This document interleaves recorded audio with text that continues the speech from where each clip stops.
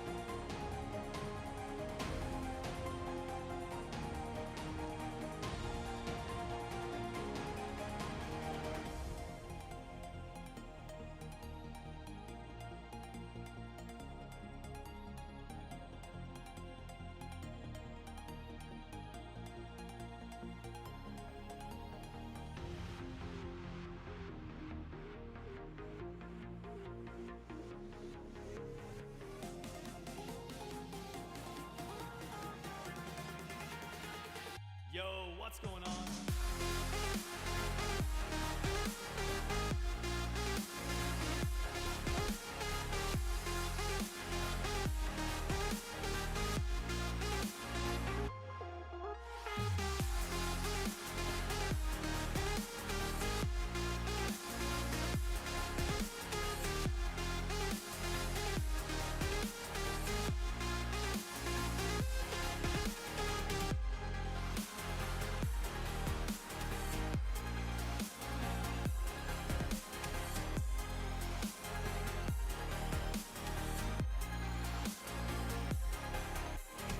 What's going on?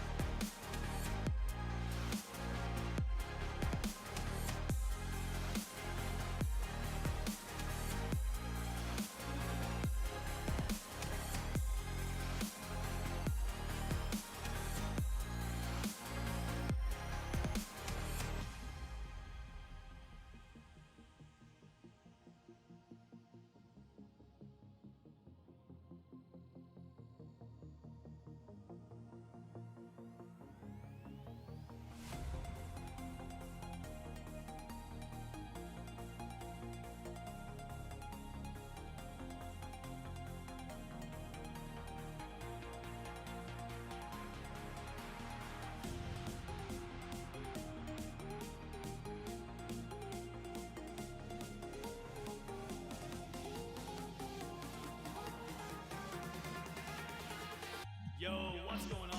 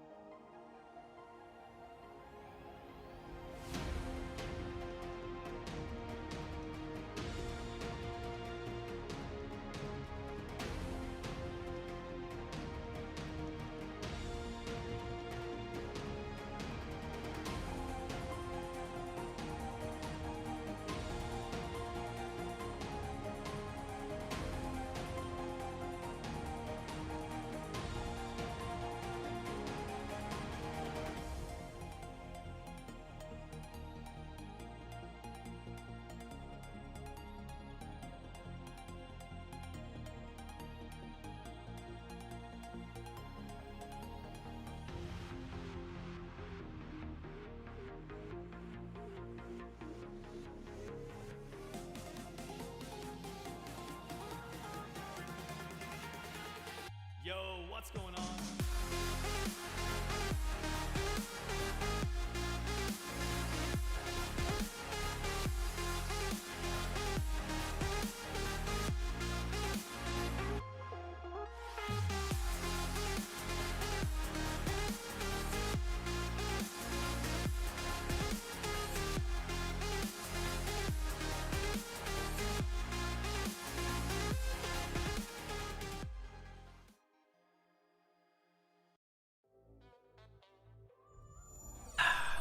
Hi.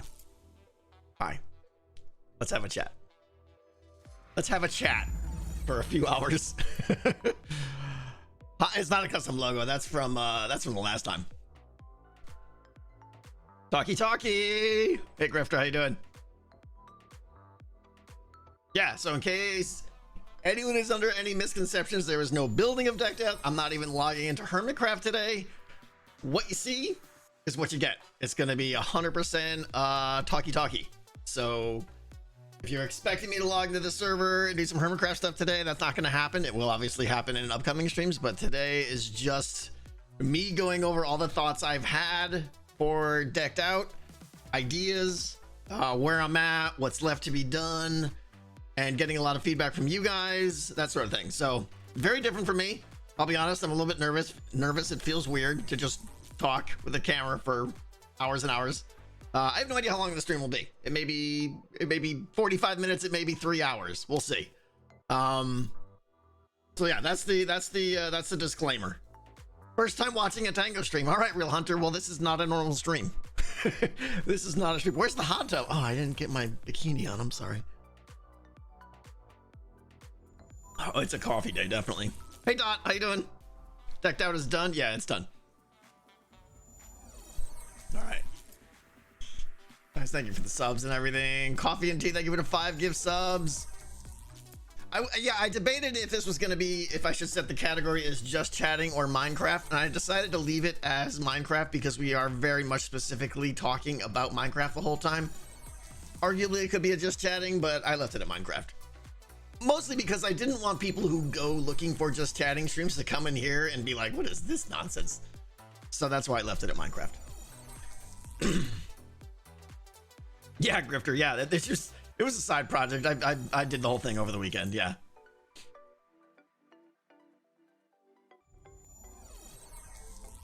Minecraft chats, yeah, there's not a real topic on that, unfortunately. Glad to see everybody is excited. Oh, did Betos put a video out today? Did he I need to see it. Did it get the did it have the music stuff in it? You got a map sketched out? No, that's probably the next thing I'm working on seeing is getting a map designed. No spoilers? Okay.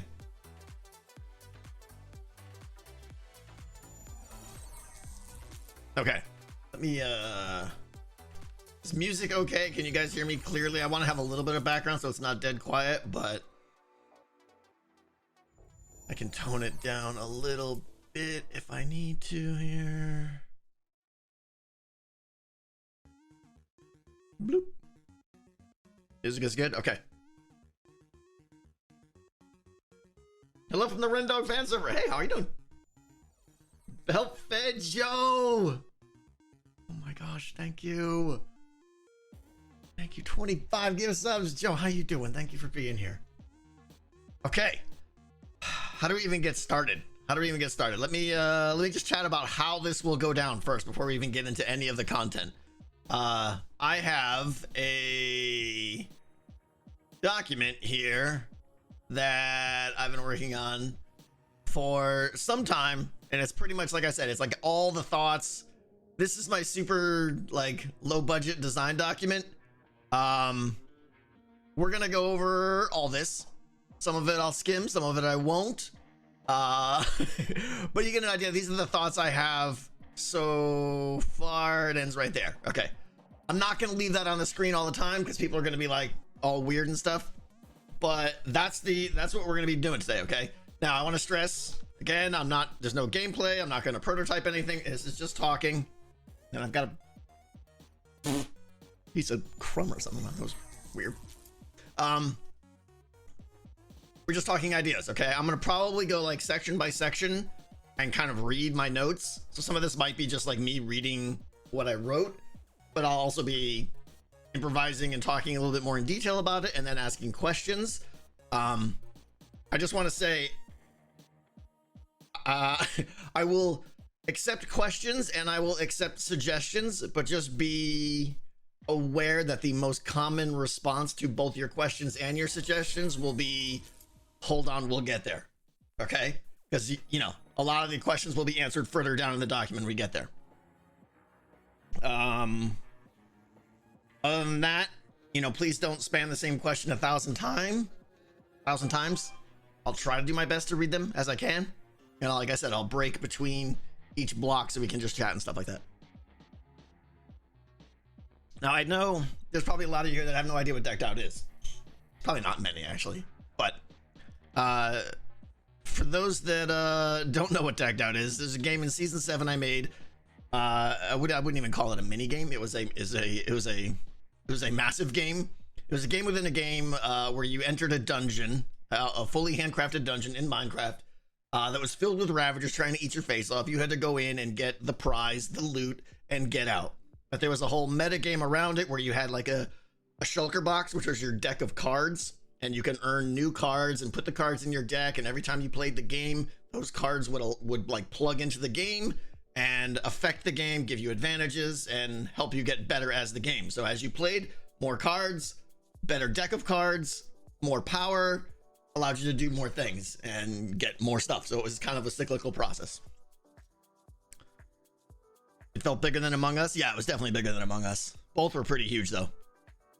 Yeah, if you have no idea, I would highly recommend right now take the 3 or 5 minutes or whatever it is and watch a video called How to Play Decked Out. Just Google those words on YouTube and you'll see it, and it'll give you a 100% clear view of what the last Decked Out was in Season 7. It goes over the whole thing in pretty good detail, I think, at a pretty good pace. I put a lot of time into that to make sure it was concise but thorough but short at the same time. Google those words on YouTube. You know what I meant. Google the words on the web thing. Words. Internet. Kind of like Gloomhaven, honestly. A little bit. Real time, though. There it is. Grifter's got the link right there. If you have no idea what it is, watch that video and then come back. But moving forward, assuming everyone knows what it is. Where to get started?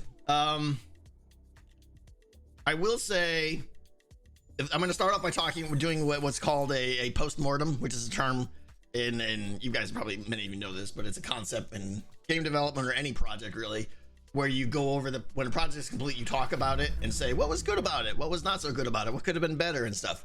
And that's what I want to do first on the last one. Is kind of get, you know, okay, clean slate, just look at Season 7 and say, what did I like about that version? What did I dislike about it? What was I kind of like, it was all right, you know.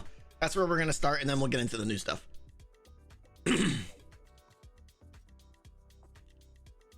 There will be awkward pauses frequently as I read chat, so bear with that in mind. Tanny, thank you so much. Decked Out Too Hype.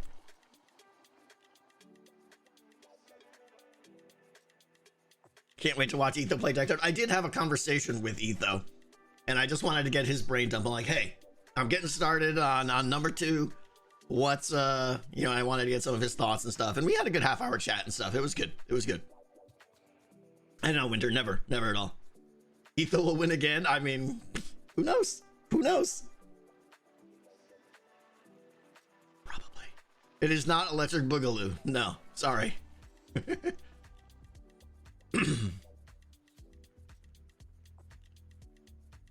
I think it's a combination of Etho is very good at the game, but he also has a lot of interest in the game too. So it really comes down to who shows interest in the game and really wants to play the game for what it is. A lot of the hermits, admittedly, and this is fine, are just like, hey, they want to go in, they want to run around, they want to get chased, they want to get scared, and then they play it 3 or 4 times, and that's cool. They're done, and that's fine. I gotta respect that. But it's the ones who are like, all right, I'm gonna memorize the dungeon, I'm gonna totally min-max my deck of cards and that sort of thing. Those are the ones that are gonna win it. Any Decked Out integration with Beef's card game? I don't know. Maybe. I talked to him at the beginning of the season that maybe we would do that, but we'll see. Okay, let's get started because I'm blabbing enough already. The what I call the post-mortem. What went right with season 7 decked out and what went wrong. Again, I have no idea how long the stream will be. It might be 45 minutes, or we could be here for forever. I will probably quit when I get tired. What went right? Number one, the Ravagers. Let's face it, the Ravagers were a fantastic component. I thought they were the perfect blend of threat to the player without being too overpowered. You could dodge them, you could avoid them, you were terrified of them. They were great. I wouldn't change a thing about the Ravagers. I'm honestly, spoilers, I mean, you guys know this, there's gonna be Wardens in decked out too. I'm honestly concerned that the Wardens aren't going to be as perfect as the Ravagers were. I thought the Ravagers were great. The Wardens are either going to be too OP or not enough of a threat. I'm afraid of that too, if I'm honest. But we'll see. And I just want to say the Ravagers are perfect, so we're definitely putting Ravagers back in here. And if it turns out the Ravagers, or if it turns out the Warden just doesn't work and its AI isn't really cutting it inside the dungeon, I'm okay going full Ravagers. I don't want to do that. I definitely want a Warden. I want many Wardens, but we'll see. Wouldn't the Warden attack the Ravagers? Okay, good question. Yes. Dango, yeah. So decked out 2 is going to be many floors. Minimum 2, maximum 8. I'm not sure yet. I have to really think about the design. If I go obviously more floors, there'll be smaller floors. But the idea is that Ravagers and Wardens will be nowhere near each other. The floors will be more than 16 blocks apart. So the Wardens will never be able to sonic boom the Ravagers. When I say 8, now calm down. We're not talking floors like decked out 1. They would be like sections. Like imagine looking at a side view of decked out, like there may be like, you know, a starting one up top and then like smaller ones here at different levels that all interconnect and stuff. You know, some of the floors might be, and I use this a lot, sorry with the air quotes. Some of the floors might be, you know, 30 blocks by 30 blocks, and that's it. We'll see.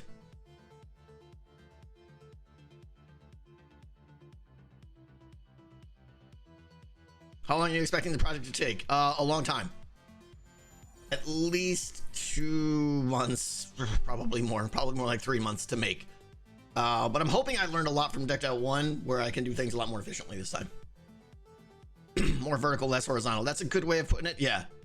And the floors are definitely going to be themed. When you leave one floor and go to another, regardless of whether there's 2 or 8 or whatever, you will notice a very much a different whole tile set change to the mood, the ambiance, the sound, the block palette, everything. Is it bigger than the first deck out? Yeah, definitely.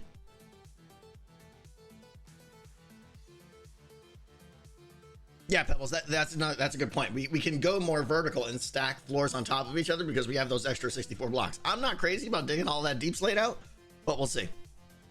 Do you have an assistant to help you? No, not yet. Is there a redstone community might help with? No, I'm gonna do all the redstone myself. That's part of the fun for me.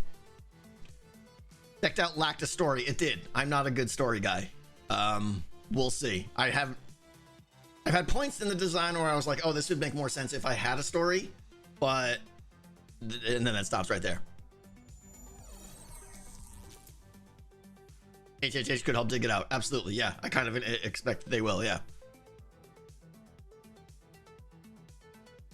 Sounds good, Noises. Yeah, I've already started bookmarking some of the ones I want to use.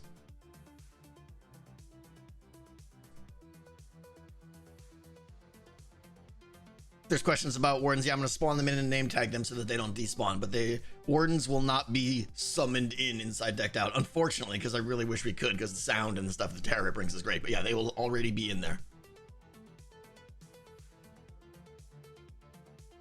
Okay, so the Ravagers were great. Other things that I thought were good, I'm going to say the design of the dungeon with a sort of tag next to it. I thought some parts of the dungeon were good, but there's a lot of things I want to do differently. I want to have a lot more verticality, obviously, but I want to have floors, first of all, which decked out 1 did not have.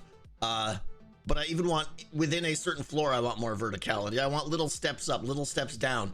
But one of the big things that contributed to the blandness of decked out 1's map was that it was basically just flat. There were a couple little places where you could step up and down, but for the most part it was flat, and I want to add a lot more sense of 3D-ness to this. So, you know, floors may be stacked like at weird ways and step up over here and a step up back over there. So a lot more height differential.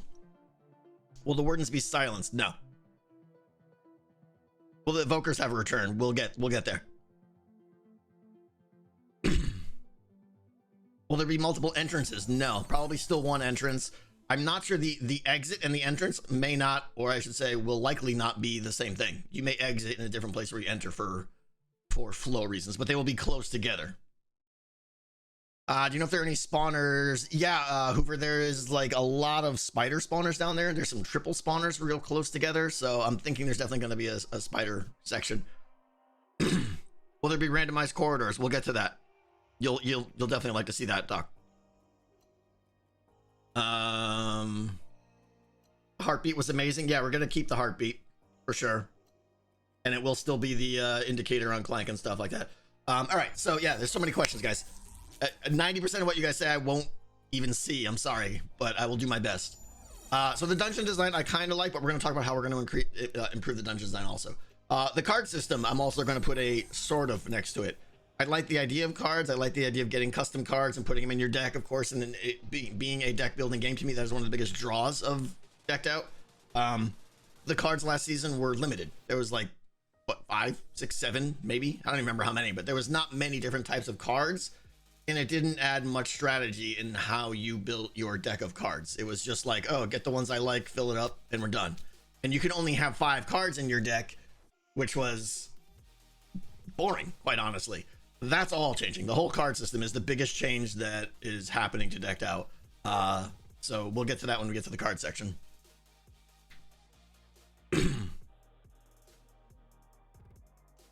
How is Beast Sense going to work with Wardens? It's not going to.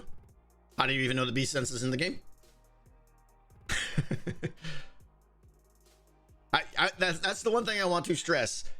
It's good to know what was in the last season of Decked Out, but do not assume that it is the same in this season. Do not assume anything is the same. There's some big changes coming. Beast Sense will be in the game. I'll spoil it right now. It's going to be in the game, but we'll talk about it when we get there to the card section. Other things I thought were good. I thought the black market, which we added late in the game, was good. Etho said he really liked it. It adds a lot of adventure in terms of like I have to bring coins in with me to buy things that are really nice or cheap or powerful in the black market, but it's really hard to get to if you guys remember the black market. But it's exciting gambling that money, bringing it in with you, knowing that if you die you lose it all. So I definitely want to keep that. I don't know if it's going to be called the black market or something. I have a couple other ideas where there may be multiple shops inside the dungeon. We'll see. We may talk about a possible faction system later, but we'll get to that. But the concept of what the black market is in an abstract sense is just it is a place within the dungeon that provides a service that you can bring resources in for that service. Okay, it doesn't even have to be a shop, really. Maybe there's a place maybe there's a guy in the dungeon who you give him some coins and he splashes you with a healing potion. Or, I mean, that's a stupid example, but that kind of thing. All those things fall under that concept of bring resources in, risk the resources I'm bringing in for a service in the dungeon that is really nice and powerful. Need more Ravagers? Yeah, we'll see. I thought Decked Out 1 had a decent amount of Ravagers for the size. People were always afraid of Ravagers, but I don't think you were constantly overwhelmed. Okay. What else? Minor point, but toward the end of the season, we allowed players to name Ravagers with a name tag, and then if your Ravager got a kill on someone, you got a free key. I love the idea of naming the Ravagers and getting a kill. I think the reward for giving away a free key was probably a little bit too overpowered, but either way, the reward isn't what's important. The important part is naming a pet with your name and then being rewarded when your pet kills someone. It was satisfying when people were not playing Decked Out, they were just on the server and saw, oh, Etha was killed by Vintage Beef's Ravager pet or whatever, and it's fun. Yes, it is a little maintenance, but it's me literally just downloading the log files every 2 days and doing a quick scan for was killed by. It takes like 3 minutes. It's not a big deal. Yeah, so maybe we'll have naming wardens too. We'll see.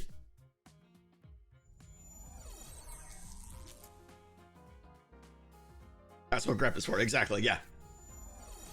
Maintenance was a hassle. It was. But it also got a lot better through when Decked Out launched. Maintenance was a nightmare.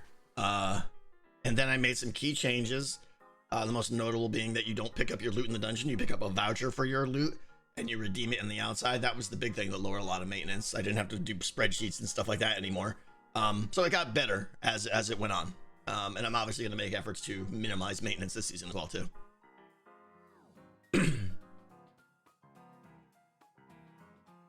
How long did the first Decked Out take to complete? I have no idea.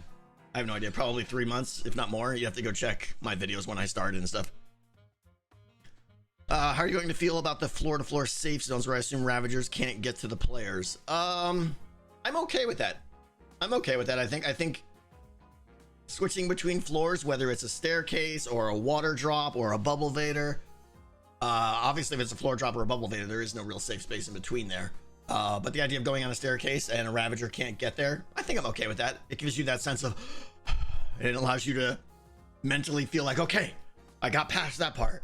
Now we're entering the new part, you know? So I think that's totally fine. Yeah. Yes.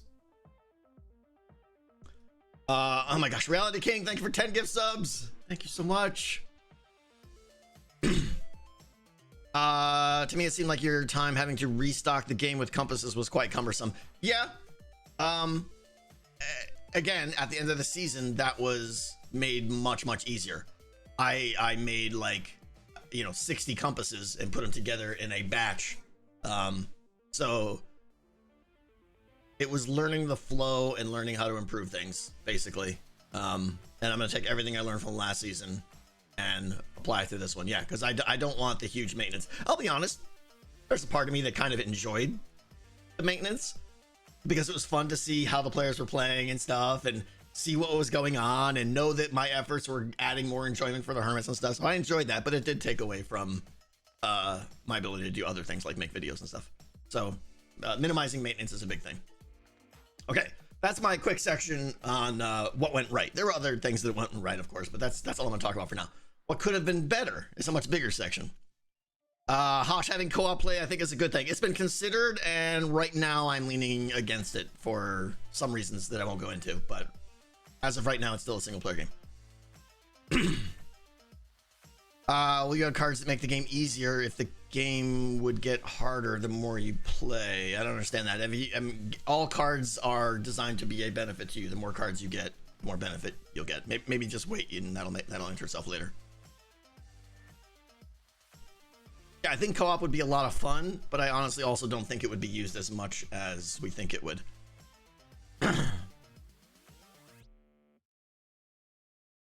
I was thinking a limited ability to stash goods in the dungeon for the next time and the risk for others to find your stash. I did put in a lot of hand-placed rewards last season, possibly too many, and certain people Etho got too rich off of it.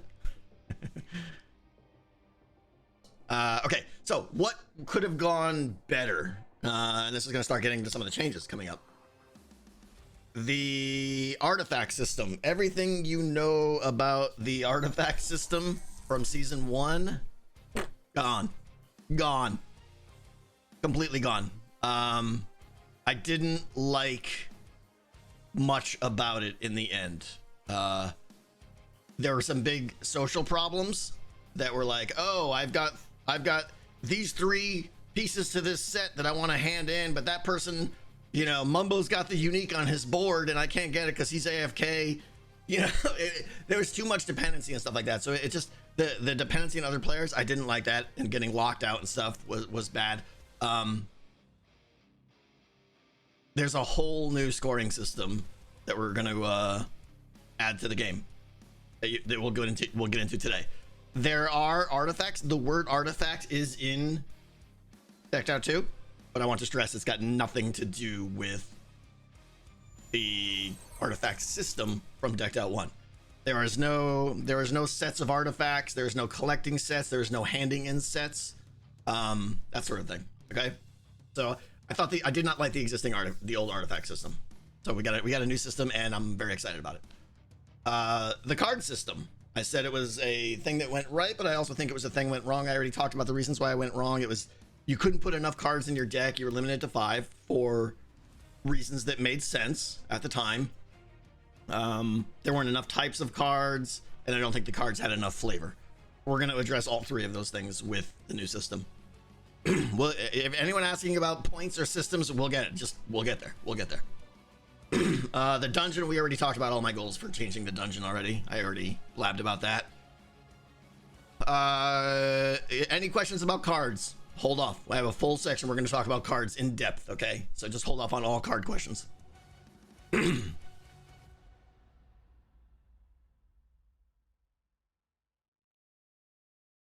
The shop. If you guys remember when you went into Decked Out, you went down the first little steps and you turn right kind of into the business section there. There was a shop there, and that's where you could put use your Decked Out coins to buy things. I still want to have a shop, but the implementation of that shop was poor. It was always bought out of items, and it kind of felt like whoever got there first bought up the good stuff, and then everyone else had nothing to get from it. So we're gonna have a shop, but we're going to change it. The main difference is I don't even know if there's a section on shop. Oh, we'll wait. The shop's gonna be there, but it's gonna change for the better, so that it's more accessible for everyone, I think, without being overpowered. Powdered snow seeker passages, yeah, count on it.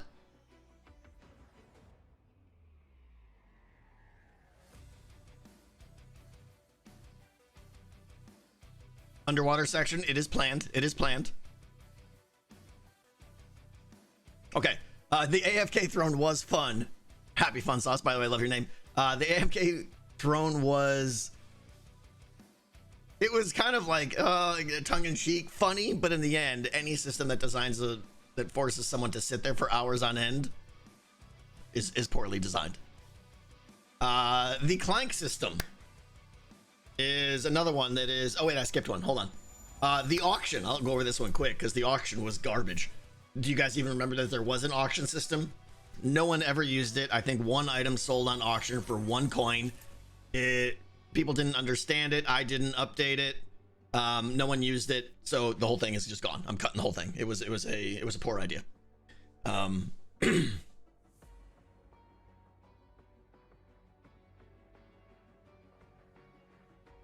Ideally, the redstone machinery should have a single control room. I mean, there's redstone everywhere. There's no way to put it in a single control room.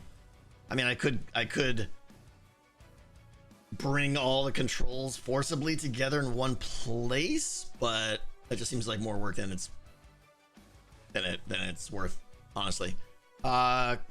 Keys, we'll discuss keys later on, but the keys is also one of those things I don't know a lot about yet. I'll be honest. I'll be looking for feedback. How was the turkey chip? It was fantastic. Mm-hmm. Yeah, with the sauce mixed in. My factory meal was delicious. Thank you very much. Was the zucchini good? It was fantastic. I mixed it all in together. Mm-hmm. You can have the other one that's in there. Oh, okay. Instead of the auction, just have a daily item which is powerful for a price. Maybe, but I would also lean toward putting some of that stuff like the black market too.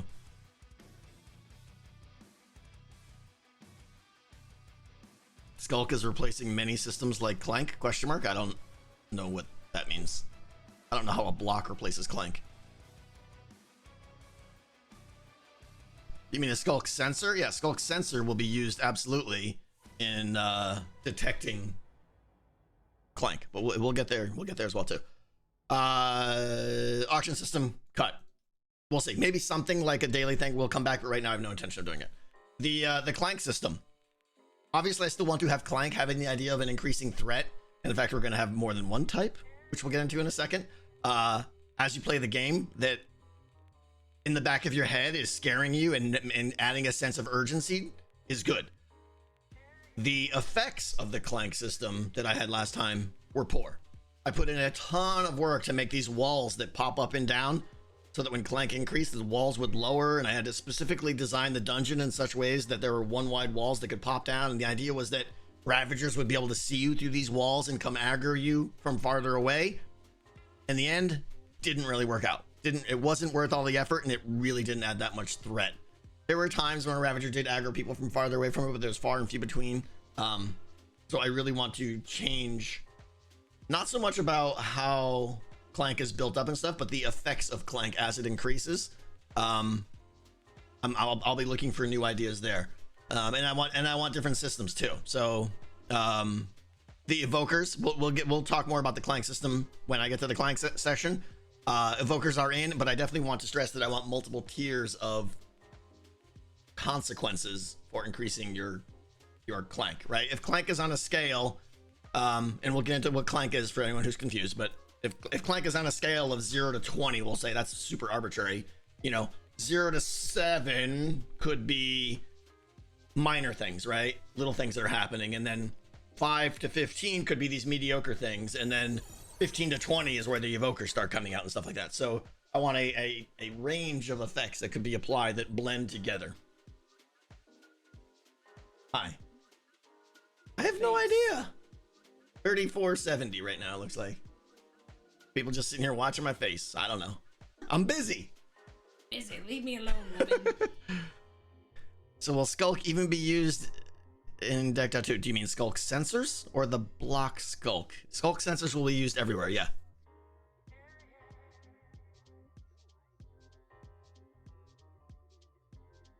What mobs are you looking to have in there? Ravagers, Wardens, leaning toward possibly Vindicators, and then whatever else comes from natural spawners that may or may not be down there.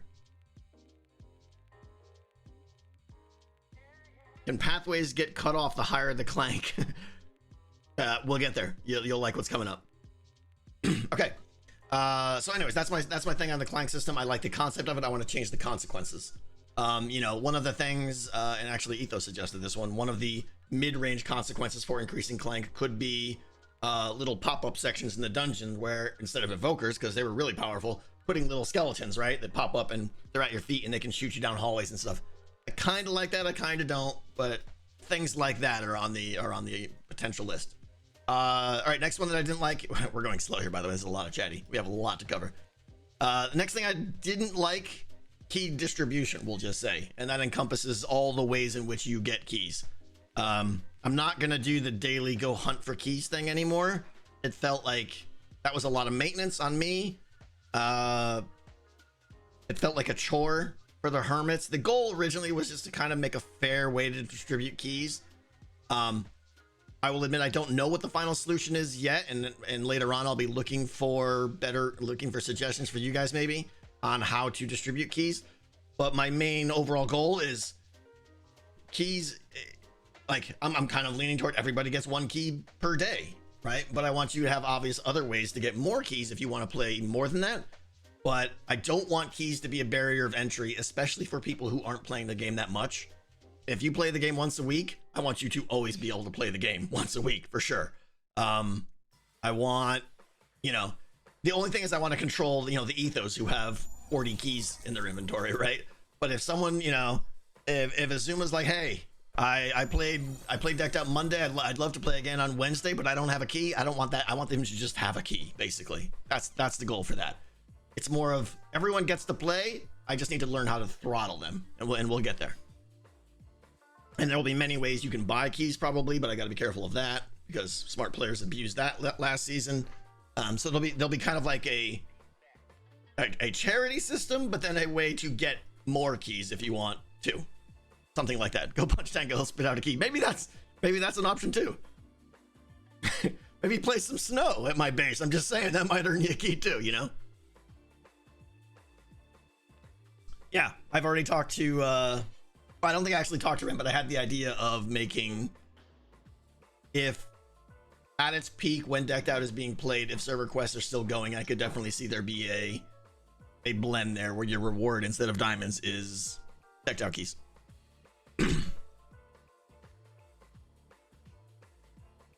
Oh my god, giant cup. Yep, absolutely. Tango's trials could be key earnings, yeah. So I'll freely admit the key system, I haven't really put much thought into it, and we'll just leave it there. But it still will require a key to play, and that's a key thing for design purposes. You can't have someone who logs in and plays Decked Out 35 times in a row. It has to be a throttle, otherwise it's just too much. Will the dungeon be located in the shopping district again? No, the dungeon is located underneath my base. That's the whole point. I'm making my base look so good this season. Well, one of the reasons. Deep Frost Citadel is the entrance to Decked Out 2. Okay. Final thing on the post-mortem that I thought did not work. Soul Flames. Okay. And I know some of you like Soul Flames, and I did too, but a couple things. One, it was probably the most time-consuming redstone system to implement into the game, because there were like 20 of them sprinkled around, and each one of them was a massive redstone system that I had to duplicate 20 times around the perimeter of the dungeon. It was a ton of work, but that I don't mind. I don't shy from work. The problem, what Soul Flames were trying to do was you punch out a Soul Flame and it gives you a better chance of earning a better card. It increases your chance of getting higher caliber cards if you win that dungeon run.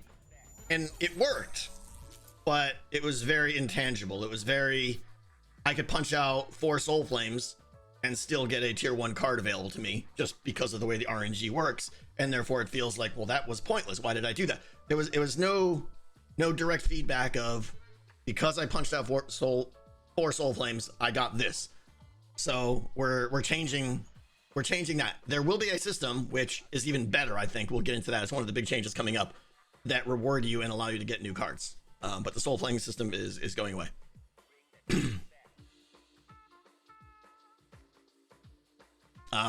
Okay, moving on then. All right, so now I have a big section of my document here, and it's called definitions. It's going to go over a lot of the terms. This is where we're going to spend the bulk of the conversation. But it's really just topics, and I'm going to try and start broad and get more specific, and keep in mind that a lot of this is for people who don't know what decked out is as well.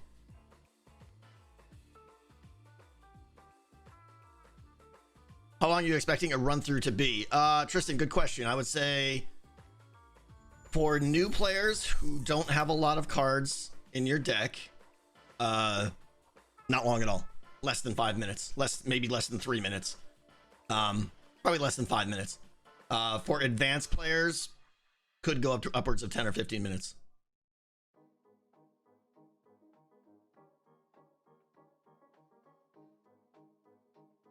Are we supposed to be able to see the text, or can we read it? No, I don't want to show the document, because everyone's just going to be running ahead of where I'm at and showing and jumping to conclusions that aren't true and stuff. So I want to pace the discussion. Hopefully that's fair.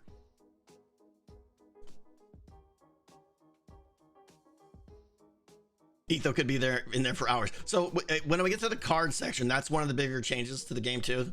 Some of the timing will become more apparent as well, I think. So let's move on. The first thing I have, and I'll probably glance over a lot of this because the first definition I have is, what is a dungeon run?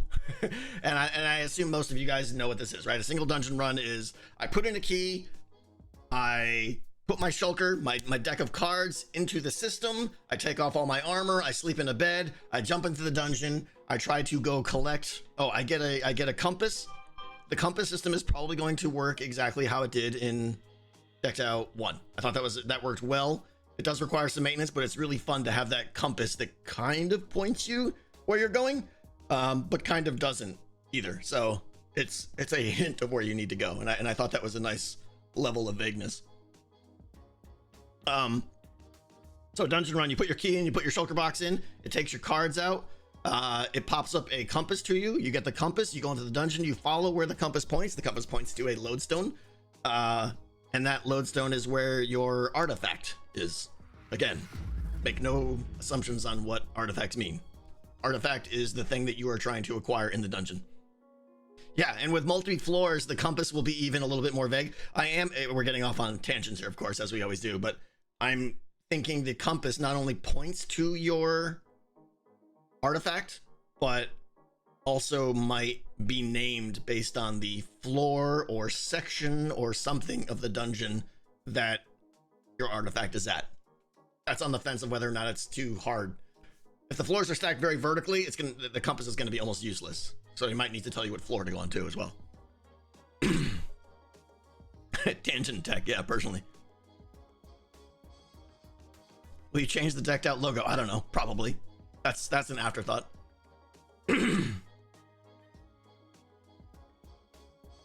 Are there going to be themes? Absolutely. Every floor will be very uniquely themed. Very similar to how we had 4 major sections of the previous dungeon. Those kind of theme changes will be done for every floor of Decked Out this time. Okay. During the dungeon run, a player will try to acquire an artifact, collect coins and or skill stars, and get out alive. Don't ask what skill stars are, we'll get to that.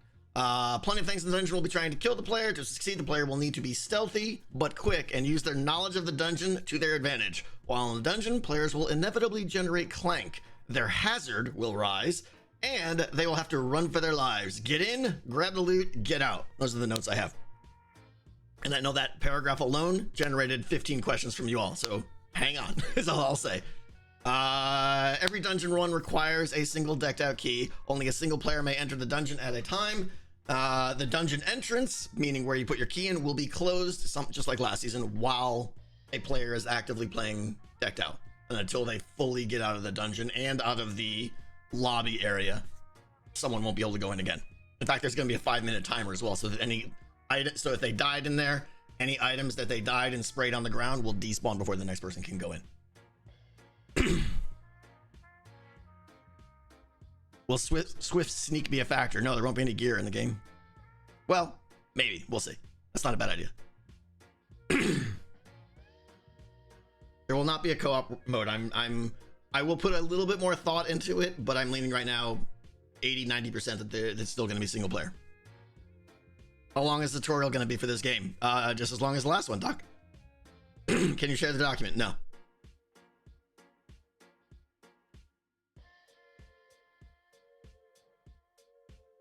Will there be a way to watch other players? Zing, I'd love to be able to do that. One, it'd have to be a one-way viewport so the players couldn't give hints to other players. Two, it really limits redstone. I mean, they can go into spectator cameras, I guess, but it really limits how I can do the redstone. Like, I can't, if I want to make players be on a glass floor above or something, then that's all that space. I can't put redstone stuff. So those are the two reasons why it's probably not, but we'll see.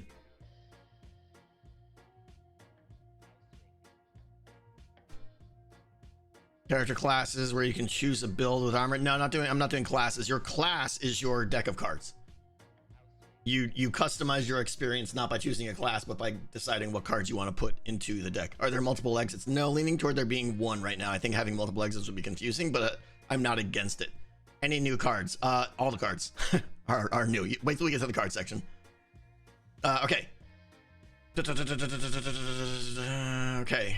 Depositing a deck key will open the main entrance to the pre-dungeon area to allow players to set up a dungeon run, which allows them to put their deck in, sleep, do all that stuff, take off all their armor and everything. When entering the pre-dungeon, a compass will be available on the floor. The compass points toward an artifact that they must acquire during their decked out run. I know, I have a lot to get through. I feel like I have to talk fast, so this is going to be a 5-hour stream. Am I talking too fast? I'm trying to talk fast of the parts that I feel like you guys know. Talk faster, say more. Yeah, okay, some said yes, but most are saying no.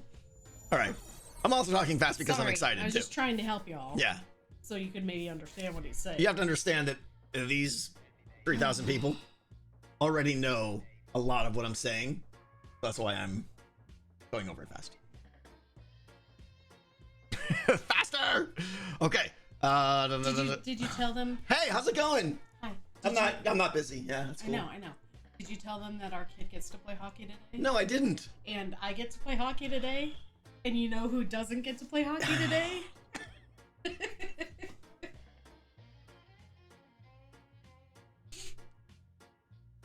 These interruptions brought to you by Mrs. T. We're gonna have to lock the door soon. Okay. She is such a troll, I know. Okay. When entering a dungeon, a compass will be available on the floor. The compass points toward the artifact they must acquire during their decked out run. Optionally, and this is important, optionally, and I don't know how the redstone for this is going to work or anything yet, a player may submit a second key and receive a second compass. This means that a player can acquire multiple artifacts on a single run. And this will be very desirable for advanced players to maximize the amount of skill that they acquire, which will make sense when we get there. But you can put in more than one key and get more than one compass and make your run that much more complicated. Now, you still succeed if you only get one of those artifacts.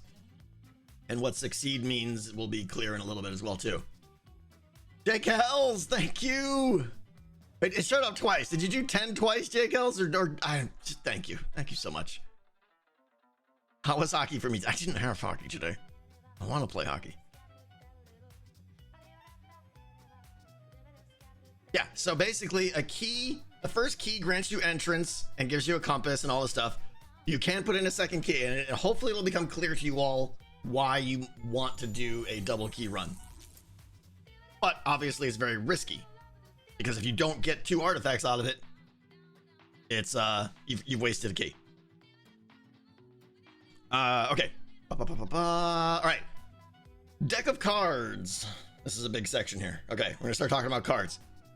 Can you do more than 2 keys? I'll probably cap it at 2. Because I think there might be some scalability issues, and I feel like if anyone feels like they can get 3 artifacts in a single run, I've done something poorly and I need to adjust things. I don't want people getting 3 artifacts in a single run. 2 is already like that's an advanced run. The faintest with the piece of pie, thank you. On the keys, could you set up a questing system, kind of like what Ren has going on now? Harder quests require more keys. Daily single quest could be unlimited number, but once per day per player. Weekly quest. Do you mean like Ren's quests outside the game could grant keys? If so, that's kind of what we're saying. I will probably talk to Ren, but there may be a timing issue, right? Decked Out's not going to be played for multiple months now, at least, and who knows how long the quests are going to go for, but we'll see.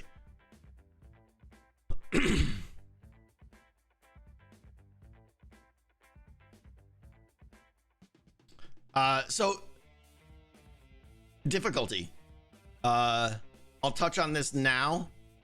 This is something very much up in the air. I am also very open to the idea of a difficulty mode, which essentially will determine how difficult of an artifact compass you will be given. In other words, imagine there was just easy and hard. Choosing an easy mode, whatever that means, might mean that your artifact is guaranteed to be on floors 1 or 2. But if you choose a hard mode, your artifact might be guaranteed to be on floors 3 or 4, something like that. Harder runs, more difficult to get to your artifact, but artifacts have different value, which we'll get into as well. I think that will be necessary for reasons that will hopefully become clear. But anyways, question side decked out, like you'll talk to the Golden River, which won't be, yeah, absolutely, Caribous. Yeah, that's planned. We'll get to that too. And thank you for the biddies so much. I appreciate that. But yes, I do fully plan there to be what you'll see. Okay, I feel like I have to speed up. I'm already talking fast. I'll also be able to select the type of artifact they're questing for. No, the artifact that they will be trying to achieve will be random. As in, I know, more coffee. It is coffee today too, to keep me going. The compass / artifact that is the goal of their dungeon run is random, but may be swayed by their difficulty. Okay. Well, so 2 keys going for 2 artifacts versus an easy hard mode. Here's my concern is easy mode. Like when you start the game, you're going to have an empty shulker box or maybe just like 1 card in your deck. So you're not going to be able to, getting down to the bottom level of the dungeon may be almost impossible until you start getting a much more robust deck of cards. So that's why I feel like even good players might need to do easy for a while until they start getting some cards, and then they can start dabbling into the harder, deeper delves into the dungeon, which I think also goes well with the pacing of the game, right? I don't want the first time someone plays for them to have to go get a key on the bottom floor. That's just not fair. They've never seen the dungeon before. If that makes sense. Okay. All right, I'm just reading. Decked Out is a deck building game. After successfully running a dungeon, a player can purchase cards for their deck. Their deck is just a shulker box. During every run, the cards in a player's deck have a wide range of effects and properties that can greatly impact their experiences and success within the dungeon. Cards persist through multiple dungeon runs. More and more cards can be purchased, increasing the overall potential of their deck. This means decked out is played many times over many dungeon runs, but through skill and upgrading their deck of cards, a player can become much more effective at the game as they continue to play it over the long run. All that should be stuff that you guys just know. It's a general concept of how the game works.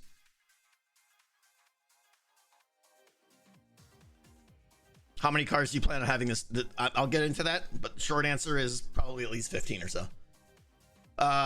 Okay. Players begin their dungeon run by plugging in their deck of cards into the system. The cards are immediately removed from the deck and shuffled. Shuffled well. They're going to go into a randomizer where the cards are completely randomized, all the cards in their deck. This is the key part. This is one of the biggest changes to Decked Out, what we're about to talk about right here, okay? Previously, you had only 5 cards in your deck. You plugged your deck in, it read the cards, it applied the effects of those cards to the entire Decked Out run, okay? The new system, during the dungeon run, every 30 seconds, and that number is up for, it might be 20 seconds, but we'll just say 30. Every 30 seconds, a card is randomly drawn from your shuffled deck, and the effects of that card are applied immediately. So all the cards in your deck are not processed and applied right away. It's as you are playing the game, you're pulling a card off the deck, metaphorically, and playing it. And whatever is on that card is what happens. And the effects of that card don't last for the whole game. Most of them will just do something to the dungeon, or they might do something for 30 seconds. It's all depending on the play of the card, okay? Once we get into some of the cards, you'll understand more how that works. And this gets into, if you guys saw my last Hermitcraft episode, when I was starting, and maybe you were confused, some of those voice outs, like when I did the beast sense thing and everything, right? Players, while they're in the dungeon, need to know what card is played. So I need some kind of audio feedback so that they know what cards were played, because some of those cards are going to open windows of opportunity for them to do things that they will need to react to at that point. And that's incredibly vague what I'm talking about, but hopefully it'll make sense. Cards are immediately removed from the deck. They're shuffled. All cards are not processed. Unless specified, the effects of the card are not likely permanent, but it's up to each card. Each card will have more details on how it actually works and stuff like that.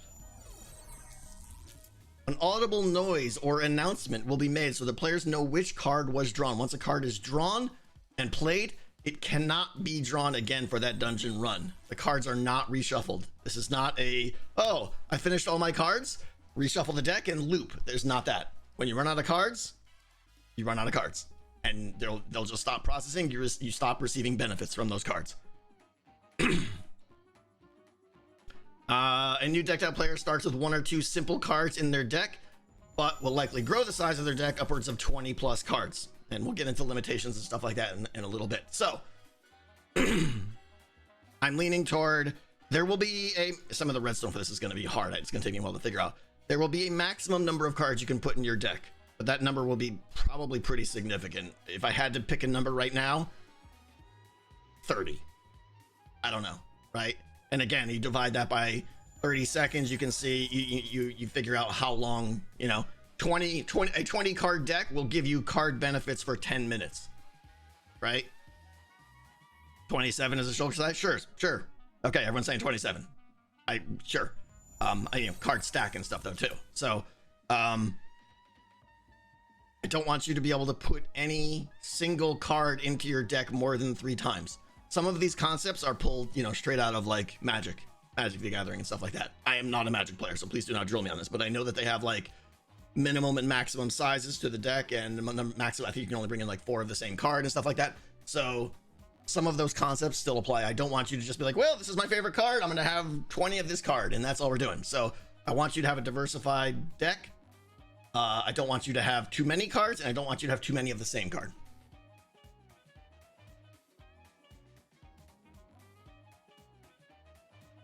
Just trying to catch up on chat right now.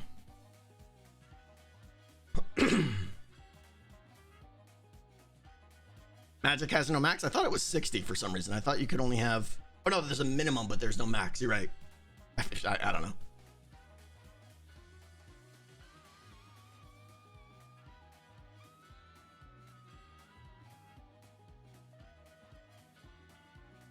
There's a max for some formats. Okay. Anyways, doesn't matter. So that's one of the big changes. Okay. Now, it should become obvious that here's the thing, right? Without even getting into what the cards do, just assume that all cards provide some kind of overall benefit to you, and they're good. Some cards will be, I'm not trying to make the cards equivalent because they're going to have different costs, which we'll get into in a second as well. But just assume that all cards are good, right? Now it becomes an interesting strategy of how many cards do I put in my deck? If I put in too few cards, then I'll stop receiving benefits potentially before I get out of the dungeon, right? Or before I want to get out of the dungeon. If I put in too many cards, then I'm diluting the deck of cards to the point where I might not get to play the cards I want because I'm putting in all these fluff cards, right? If you had a deck of 80 cards, that would probably not be smart because you're not going to see 70% of those cards during your dungeon run. So I think there's going to be a lot of strategy in how many cards you put in your deck. That's the goal I'm going for, at least.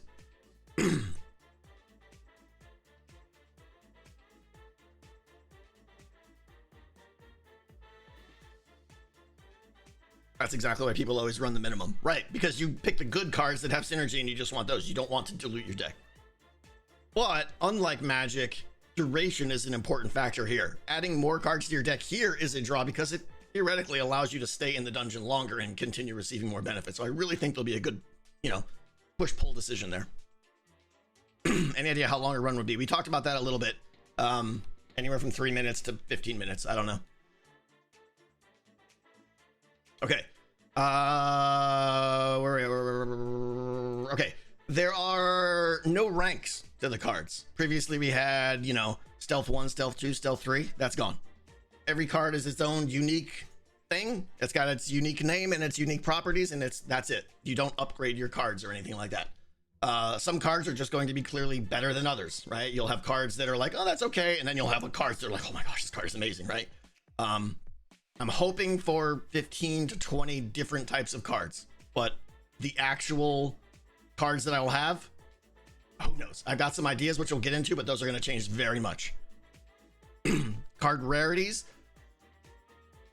you'll see. We'll wait till we get to the section on skill coming up. You should use map art for the cards. So no, I might cheat though. So getting off topic because tangent tech.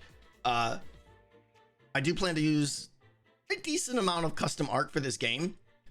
On some of the kind of, we'll just call them tokens in the game, little pieces that you get, your artifacts, your coins, your skill, which we'll get into in a second. The cards, potentially, I might use custom art for a lot of these. I'm not going to build a map for each card in the game because I have other things that need to be done, like build the whole game. I don't have months to do that. So I'll probably look into uploading art, maybe, but there'll probably still also be a book so that you can open the book and read it and get more information. Are you worried about potential card synergies being OP? Of course, but I also want there to be card synergies. I want people to look at two cards and go, those cards would work great together. I want those two cards on my deck. That's kind of what I want.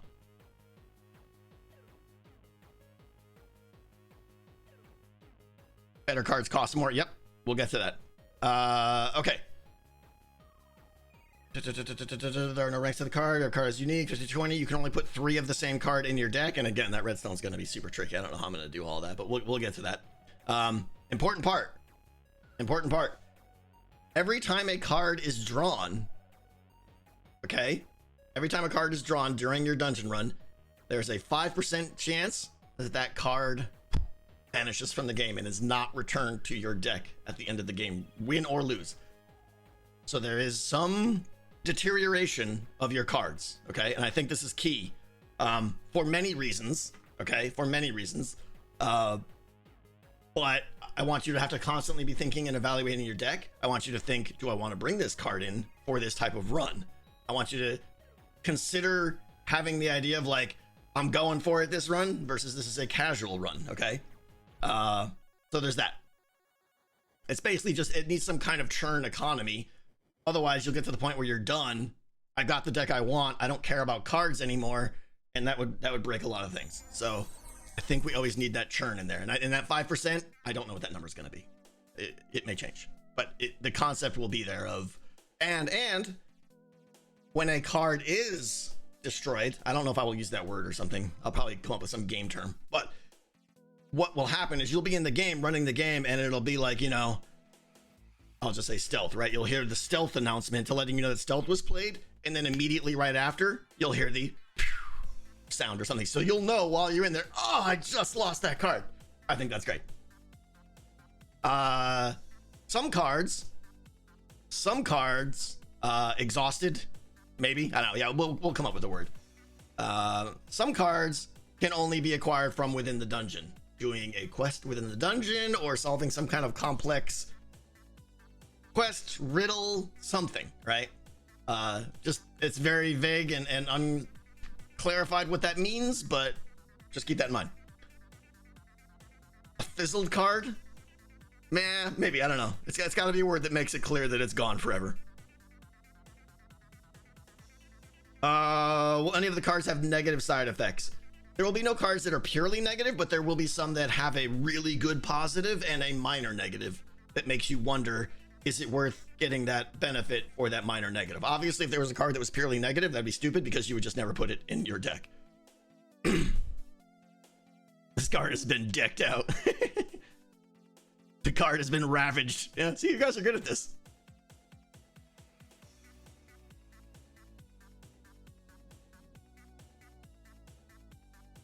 Have the lava sizzle sound? Yeah, I might do that. That's not a bad one too.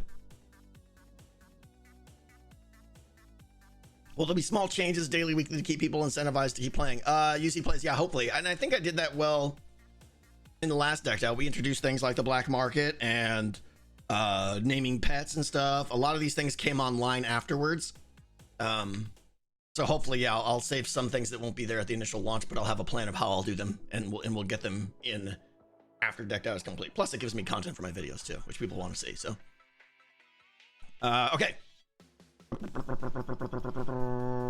I'm leaning toward the idea that cards can be sold for coin. However, I have to be very careful because certain people, Etho, will break this as they did in the last one. It will not be a large, like 1 coin maybe, right? Any card you sell back, you can get a coin. Just as a, like, I don't want this card anymore, at least I can get something for it instead of literally throwing it on the ground. But it will not be a way to make significant amounts of money. I seem stressed. I am stressed right now, actually, yeah. I'm both excited and nervous and feeling rushed because we've been talking for an hour and I've got a lot more to do. I'll be perfectly honest with you guys, yeah. I'm excited about what we have. I think this decked out is going to be way better than previous ones. But I'm a little nervous. I'm not going to lie, you know? So I need to take a breath. I should ban Etho. No! Etho's the best thing. Too ambitious? I don't think it's... The only part of this that's ambitious is not any of the stuff I'm talking about now. The systems are on par with the last decked out. Maybe 10, 20, maybe 30% more complicated. I'm taking out a lot of stuff and I'm adding stuff in. The part that's ambitious is the dungeon design. Admittedly, yeah, the building of the dungeon is going to be a lot, but I hope to get people to help me with that.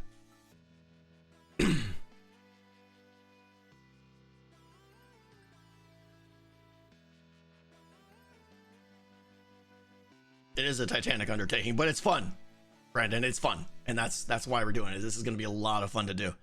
Okay. More on cards, and then I'm saving the actual concrete examples of cards until later in the discussion because it just you'll see. I need to define the systems before I can define the content. It's just a standard thing. You can't explain content to someone when the cards are talking about systems the players don't understand. Okay. Some cards will have special keywords on them. And this is kind of this concept, again, stolen from Magic, or Slay the Spire, or many other deck building kind of games, or deck management games. One of the cards will be ethereal. Ethereal cards can only be drawn once, ever. Once they are drawn, they are guaranteed to be destroyed. So you put that in your deck, you get it once. Now, obviously, to compensate for this, these cards will be very powerful, right? They will be at a 3x or 4x power level probably of what they do. So yeah, if you guys like decked out, go play Slay the Spire. Yeah, Nate, that's exactly what I meant. So yeah, they'll be called ethereal cards, one-shot cards that do something really cool, but guaranteed to be destroyed after they're played. Now, the thing to keep in mind is you don't control when the cards are played, of course, because as soon as you plug your deck into the machine, it shuffles them all completely, right? So some of these ethereal cards are going to provide a benefit that is amazing, but it may be contextual to how far you are in the dungeon. And some of those examples will come up later. So again, it's part of the risk. The other keyword I have right now is permanent. Permanent cards are basically the old system. The second you put the card in and then start shuffling it, permanent cards will be pulled out and applied immediately, and their effects either are in effect for the entire dungeon run, or they do something, they give you something that you will be able to take with you for the entire dungeon run, or that sort of thing. So that's a permanent card. It's basically a kind of a global effect, if that makes sense. They're just different, right? It's not an event, it's a property, if you look at it that way. And the balance of all of these is going to be tweaked. Can a card be both? Yeah, I guess I hadn't thought about that, Vaughn, but that's a good idea. A permanent ethereal card? Absolutely could be, yeah. Coffee is gone. Switching to water. Any systems for players to help hinder a later player's run? Pajama, I'm glad you mentioned that. This is actually one of the ideas I ran past Etho, is the idea of doing something in the dungeon that would engage a trap or do something to make the run for the next person more difficult. You know, we have the naming the Ravager thing and everything, which I think is decent, but this would be much more direct. I did this and you died because I did that. I think it's cool, but I also think it's also very, again, I use this term intangible or separated, might be a better word. You know, it's not satisfying to throw your coin in or your activator or whatever instead of trap and then just leave and never know if it got someone or something. So I very much entertain the idea of players being able to do things that affect a subsequent player's run, but I'm leaning against it right now simply because I haven't been able to make it connect where it sounds fun. Ash, that was my previous job. Yeah. Remove a curse card in every deck depending on the number of cards. I don't know what a curse card is.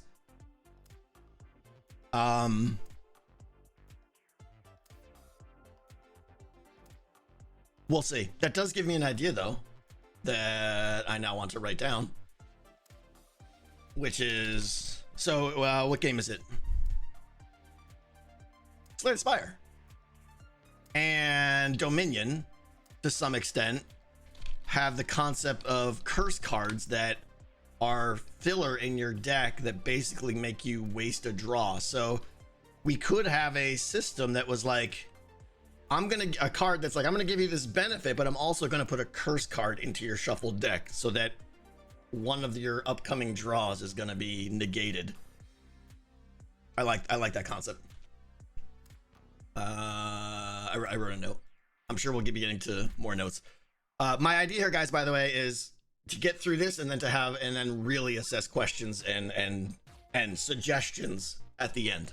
So please be patient. I'm trying to read a little bit here, but I know that 90% of what you guys are saying I'm missing, and I do apologize, but I will try to really get to them then. The last thing about cards, without getting into the actual cards, is I want cards to have synergy. I want, and it's not going to be a secret, I want people to be like, that card and that card would be awesome together. I need to get a couple of those, right? But there may be some downside to using those two cards together. So a lot of that kind of thing. Curses could be more common the harder modes you attempt. It depends how curses are activated or whatever, right? If it was the way I was saying, where it was one of your cards puts in other curses, then, you know, I could see a card called Dance with the Devil, right? Where you get some benefit, but it curses you. And those curse cards are put in. I don't think the effects of cards are modified by the difficulty. That feels a little bit separated to me, but who knows?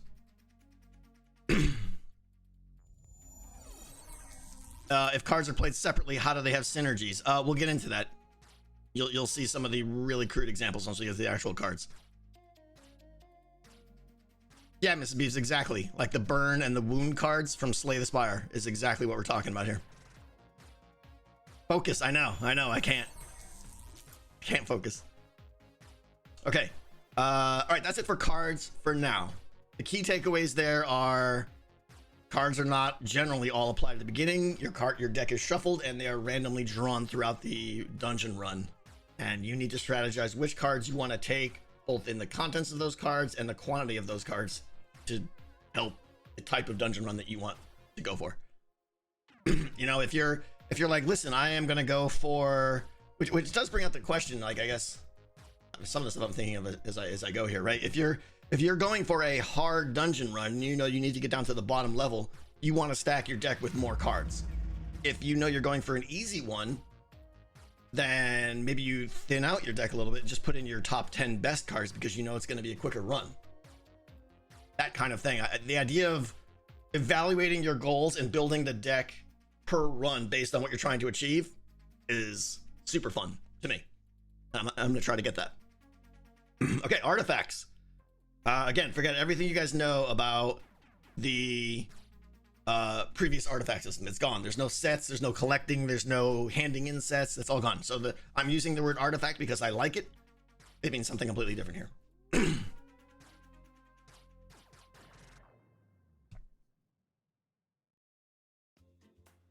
Sorry, throat's starting to get scratchy. Okay, artifact.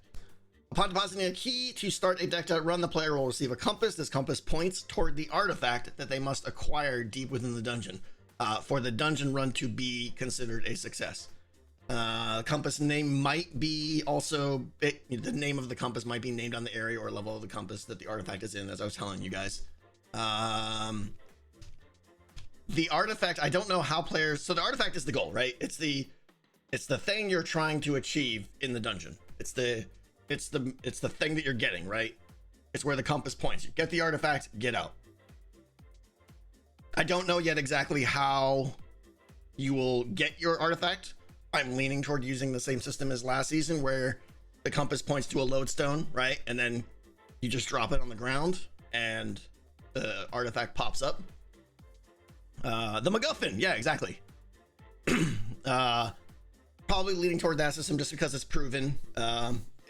It does have its downsides that smart players, ethos, start to eventually learn where all those spots are, and they just look at the compass and they know exactly where it is. So I either need to add a lot more of those, which gets very costly and time consuming, or come up with a new system where the items could be anywhere in the dungeon kind of thing. So we'll see. I don't know. Leaning toward the same lodestone. For those just joining, this is obviously a just chatty stream. We're talking about Decks Out 2, which is the sequel to the game I made in season 7. We are just talking about the game design. We are knee deep in it right now. If you're familiar with what Decked Out was, you probably have an interest in what we're going to do this season. No gameplay, we're just talking here. So there's your disclaimer. Rotate active compasses every week or two. Mr. Brunts, yeah, that's a good idea. Like if there were 30 different possible lodestones in the game, maybe I only use 15 of them every week or round, which we'll get into in a little bit.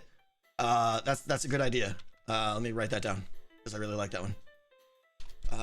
Cycle active lodestones per round. Yeah. Okay. And I'll tell you what a round is later on. Don't ask. Okay. Every artifact will be a custom item in the game. You guys familiar how Scar made his cookies, right? We're going to be doing that with artifacts. And I want to show you guys, in fact, just last night, I bought some art online that I think is pixelated enough and will go well. So I now have rights to this art. So looking at some of this, I'm going to use a lot of this for both the artifacts in decked out, as well as potentially some of the what I call tokens, coins, keys, things like that, right?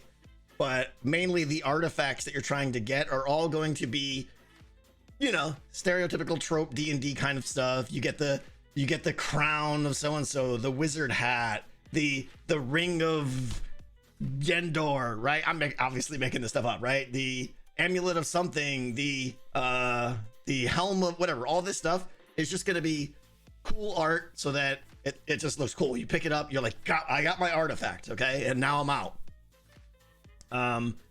There are other things, like you can see there's all kinds of stuff here. There's like potions and stuff I could use. I really like these books and scrolls. I think we're going to use these as well.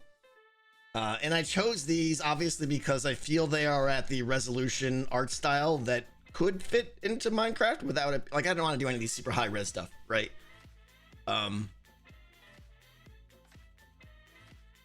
So we'll see. I just wanted to show you guys that. So we have a lot of this. These colored gems here, I think I might use those purple ones for skill, which we'll get into in a second. But I thought I'd show you guys that because to me that was pretty exciting when I found that.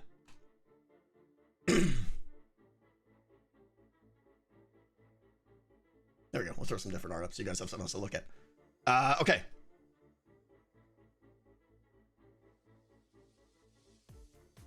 Is the dungeon style also going to match?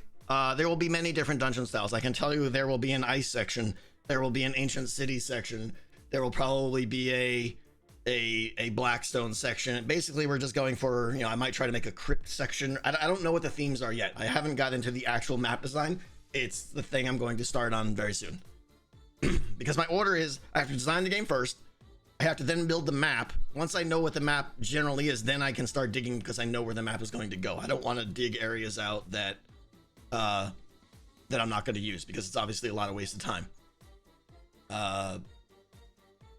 Last season, I kind of cut corners and I just dug a 100 by 100 box and I was like, whatever it is, decked out's going inside here. And I didn't know anything about it. And that kind of made some limitations. I want to design the map first and then with no limitations and then go from there.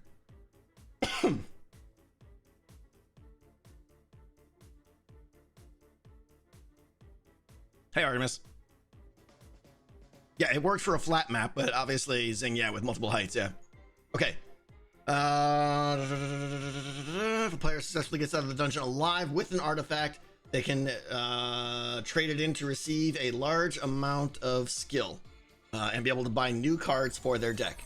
Players may acquire multiple artifacts in a single run if they deposited multiple keys. There is no artifact sets to collect or trade in. There is no board out in the Great Hall, as I'm calling it, to put your artifacts on, right? There's none of this like, I only have 12 slots and I put my artifacts on the board. Artifacts may not be taken out of the dungeon. They cannot be saved for a future dungeon run. The entire point of an artifact is it is worth a lot of skill. And we'll get into what skill is in a little bit. It's a working title. It's basically a token so that if you succeed in getting the artifact out, you hand it in and you get a ton of skill for it. That's it. You cannot take the artifact out of the dungeon. I debated long and hard about making systems to guarantee that you didn't take things out of the dungeon that you're not supposed to. Like killing the player in a systematic way and picking up all their items and stuff. And in the end, I'm just going to put lots of signs and make it clear because I don't think hermits will cheat. I just think some hermits will be unaware, Scar. Okay. Plank.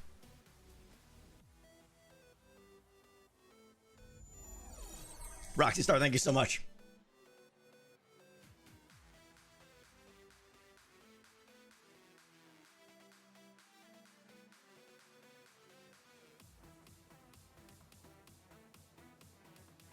Do different artifacts give different amount of skill? Absolutely, Strawberry. Yes, I'm glad you meant. I should have mentioned that. Yes, the artifacts. This is a general sense. right? The artifacts that you get at the deeper portions of the dungeon will be much more valuable than the ones that you get in the higher portions of the dungeon. Okay, clank. When a player is stomping through the dungeon, they inevitably make clank. A lot of this you guys know, so I'm gonna glance over it. Clank represents the noise and the commotion that draws the attention of the denizens of the dungeon. Clank is a scalar value that can increase or decrease throughout the dungeon run. Higher level of clanks are bad. It means you've angered the dungeon and you're probably going to start dying soon. Where low levels of clank are good. You're being stealthy. You're going in unnoticed. Okay, this is all a simulated concept, but with skulk sensors, it's actually going to become a little bit more realistic. You start with a clank level of 0 when you go in, right? Clank will go up and you can do things like play cards to lower it. Clank cannot go below 0. Sneaking, since we're using waterlogged skulk sensors as one of the primary ways, not the only, one of the primary ways to generate clank, sneaking in the dungeon will be beneficial, obviously. But sneaking will also have minor drawbacks. How is clank increased? Waterlogged skulk sensors will detect player movement at many places throughout the map. And when it does, I want to be clear, just like in Decked Out 1 with the pufferfish stuff, a sensor detecting a player does not automatically, in fact, rarely means clank will be generated. There are many detectors throughout the dungeon, and each one only has a chance of generating clank. I don't want players to know that when I go there, I generate clank. Maybe eventually they'll learn I seem to sometimes generate clank over here, but I want it to feel like it's happening all around them, kind of thing, as opposed to like, don't step there, therefore go over here, dodge this, right? I'm avoiding that is the goal. But there are other ways that clank will be generated too, potentially, because skulk sensors can now detect different types of sounds, like opening chests, I think opening and closing doors, things like that. You know, maybe walking near a skulk sensor generates one clank, but opening a door generates more clank. I think some of that would be interesting, right? And it's like, you might know that I can go through this door because it's a shortcut to where I want to get to, but in doing so, I'll generate a lot more clank. So it's that, like, is it worth generating three clank or taking the long route around this passage? I think something like that is pretty cool. Consequences: if clank reaches critical levels, the enemies of the dungeon come alive, and the player will be in extreme danger. We talked about this. Will there still be a heartbeat? Yes. We're still going to have the audible heartbeat because everyone loved that. That will audibly let the player know roughly what their clank is. They won't be able to like look at something and go, oh, my clank is at 9 right now. But they'll know through experience their heartbeat will increase. And we're going to get into some of this audio stuff in a second here. The consequences for clank I talked about at the beginning of this. I don't know the answers yet. One of the things, and this was this came out of the discussion with Etho, max clank in Decked Out 1 meant, you guys are familiar, you guys remember, the pistons dropped and evokers could now see you, and they started summoning the Vex, and they ate your face, right? And it was pretty much lights out.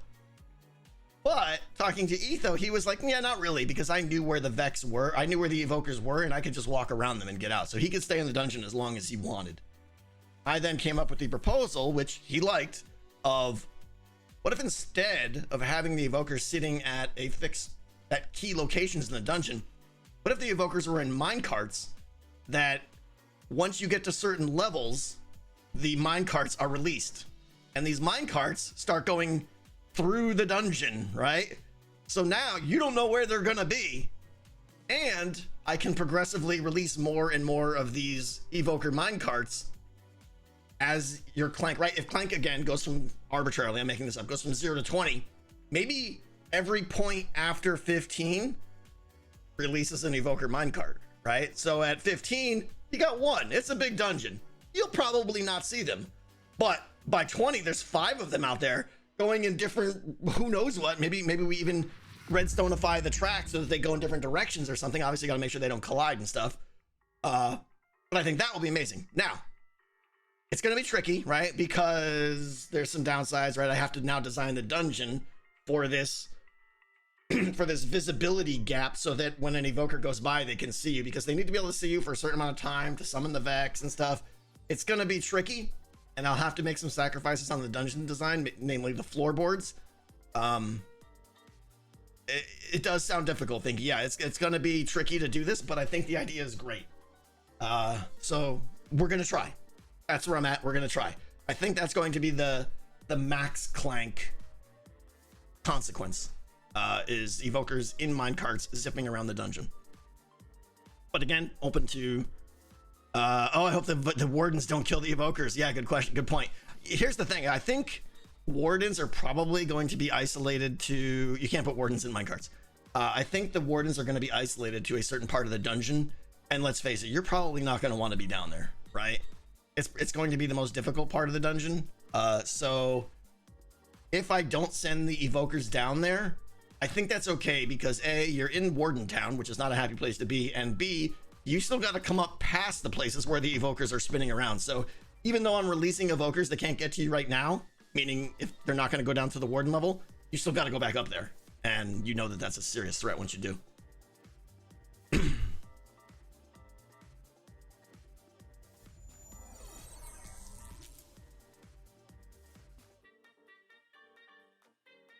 You roll, yeah, that's not a bad idea. Instead of the evokers being on a constant loop, they go from A to B, and then B to C, and then C to D, and then D to A or something, right? So maybe it's a hybrid of, like, they're not in static positions, but it's not this massive loop that goes around the whole dungeon. There will be specific sections of the dungeon, but I have to be strategic in where I place those tracks so that it does cover. I basically just don't want there to be a safe route to avoid them.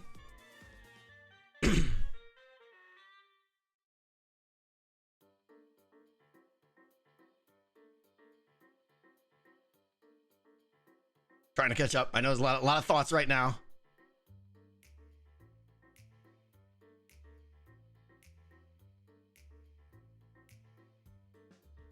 But if you open up a new floor like every week, maybe, yeah. That's not a bad idea. However, to me, wardens have to be at the bottom floor, and I kind of want wardens to be in there at the beginning. But I see what you're saying. There is a benefit to opening new sections of the dungeon later on. But given the way I'm planning on designing the dungeon, it's not just a 1 2 3 4 5 or something, right? It could be like 1 goes to 3 and 2, and then 2 goes to 4, and 3 goes to 2 and 4, right? It's not going to be a linear line. It's going to be a little bit of a network of how they connect, generally going down, but you could go across, that kind of thing. And you'll start to strategize. Okay, I need to get to 4. Do I want to go 1 2 4 or 1 3 4? That kind of thing.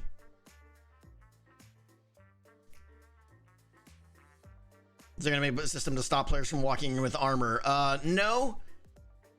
One of the things, and we'll get to this in a little bit, so I'm not going to go into too much, but I want to be more clear and concise with the pre-game setup process. So there's not just a chest on the side over there. It's like, hey, put your armor over there. There's going to be like, stop. This is the part where you take your armor off. Next step. This is the part where you sleep in the bed. That kind of thing. All great so far, except for shuffled cards. I disagree. I mean, I see your point. No player agency. I don't want players to be able to have 100% control over the ordering of the cards. I think randomness is good. Their agency is what cards they put in their deck. Any good game can't be 100% deterministic. It has to have randomness in it. Otherwise, you get the same thing every time.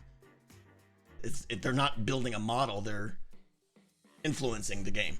So I think the cards have to be shuffled. But fair point, and I respect that opinion, Zing. Where was I? Consequences, clank. Okay, audio. So everybody loved the chess disagrees. I know chess is also one of the very few games that is successful and has no randomization. Almost every successful game has some form of randomization in it.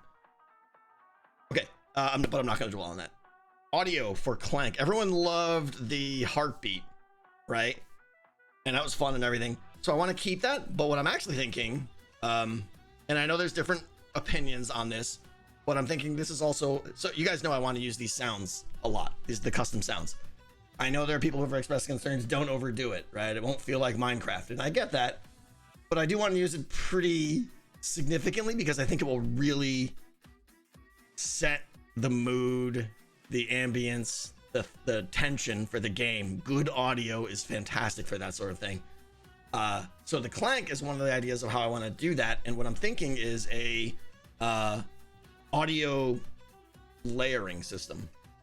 So as clank increases, and I don't know if I can pull this off, I don't know if I can find or get the audio to do what I want, but the idea of like, okay, I'm starting to get some clank, and you have like this baseline spookiness happening or whatever, right? And then I get to mid-level clank, and it starts playing another sound on top of it that's like, you know, maybe breathing or something, right? And then you get to the upper high and stuff, and you really start hearing the heartbeat going or something like that.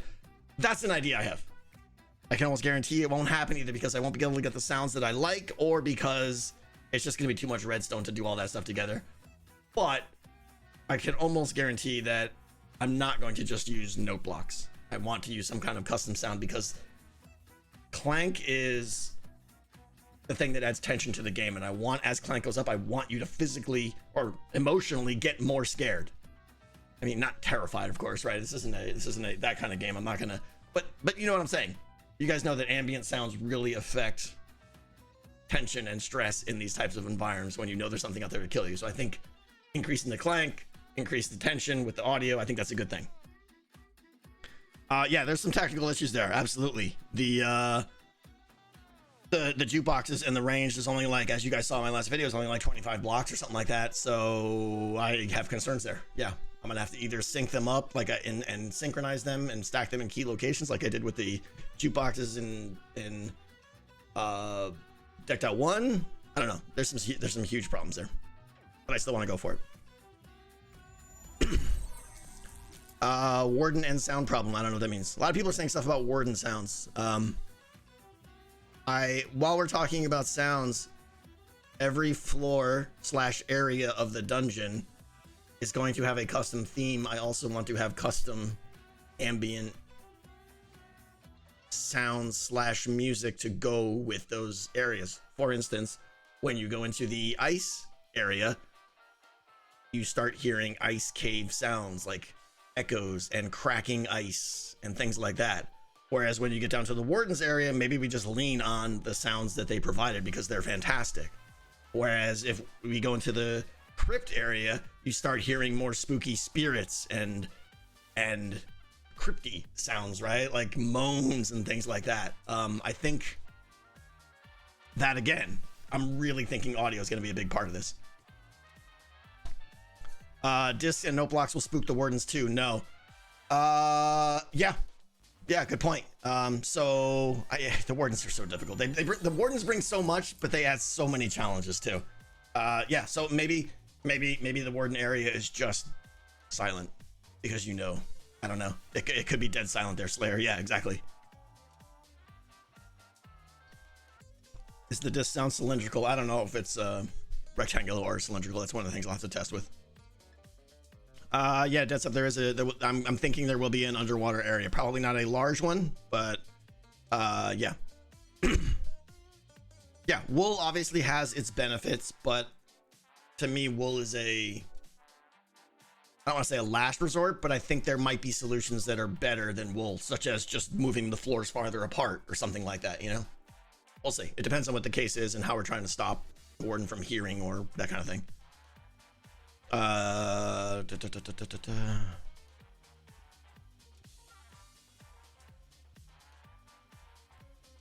Yeah, a lot of people have suggested Ren's brother Jono. I may, please do not reach out, because I'm not committing to anything yet. I'm gonna try and get the music or sound effects myself. If I struggle or not feel it right, I may reach out to someone. But please do not send me applications for audio and all that stuff. That's not what I'm looking for right now. If I get there, I will let people know. How are you excavating the area? Digging it, I would imagine. I'm not using TNT, I don't think. I don't use TNT dupers. Milbrock, thank you for the 1,000 biddies. Oh my gosh.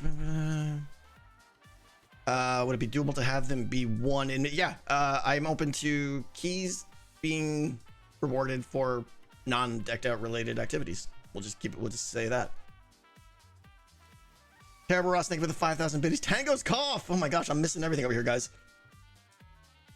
Tango's Cough, $50. Just go on. What did I miss? Nothing. Just talking about pancakes for 2 hours.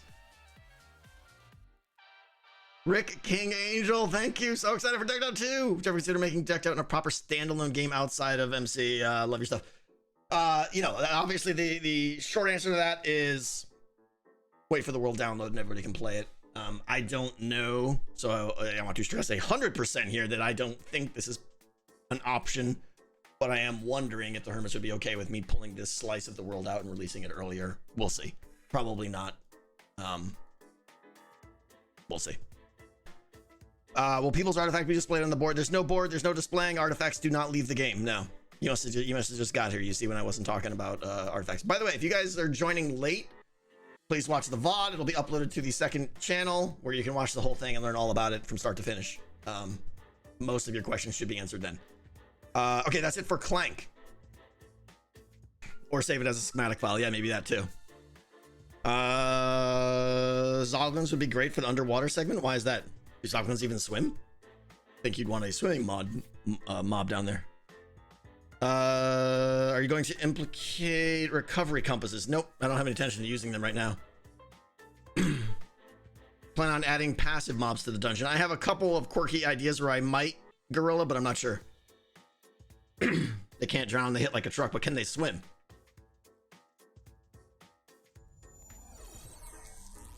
I don't know. I don't know what'll go in that area yet. We'll see. Well, not a lot of mobs cause lag. I mean, it takes hundreds of mobs before you start getting really any significant lag. Any use of nether stars? I don't think so right now, Pebbles. No. I think I've done the nether star ceiling thing twice now. I'm kind of done with that.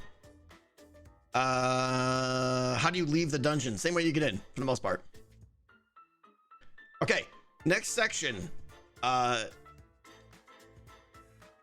This is a concept that I'm introducing. It is like Clank in many ways, but it is also different and more importantly has different consequences. The working title of this is called Hazard. I do not like this word, but I can assure you I've spent probably 20-30 minutes already trying to think of a better word, and I haven't come up with one yet.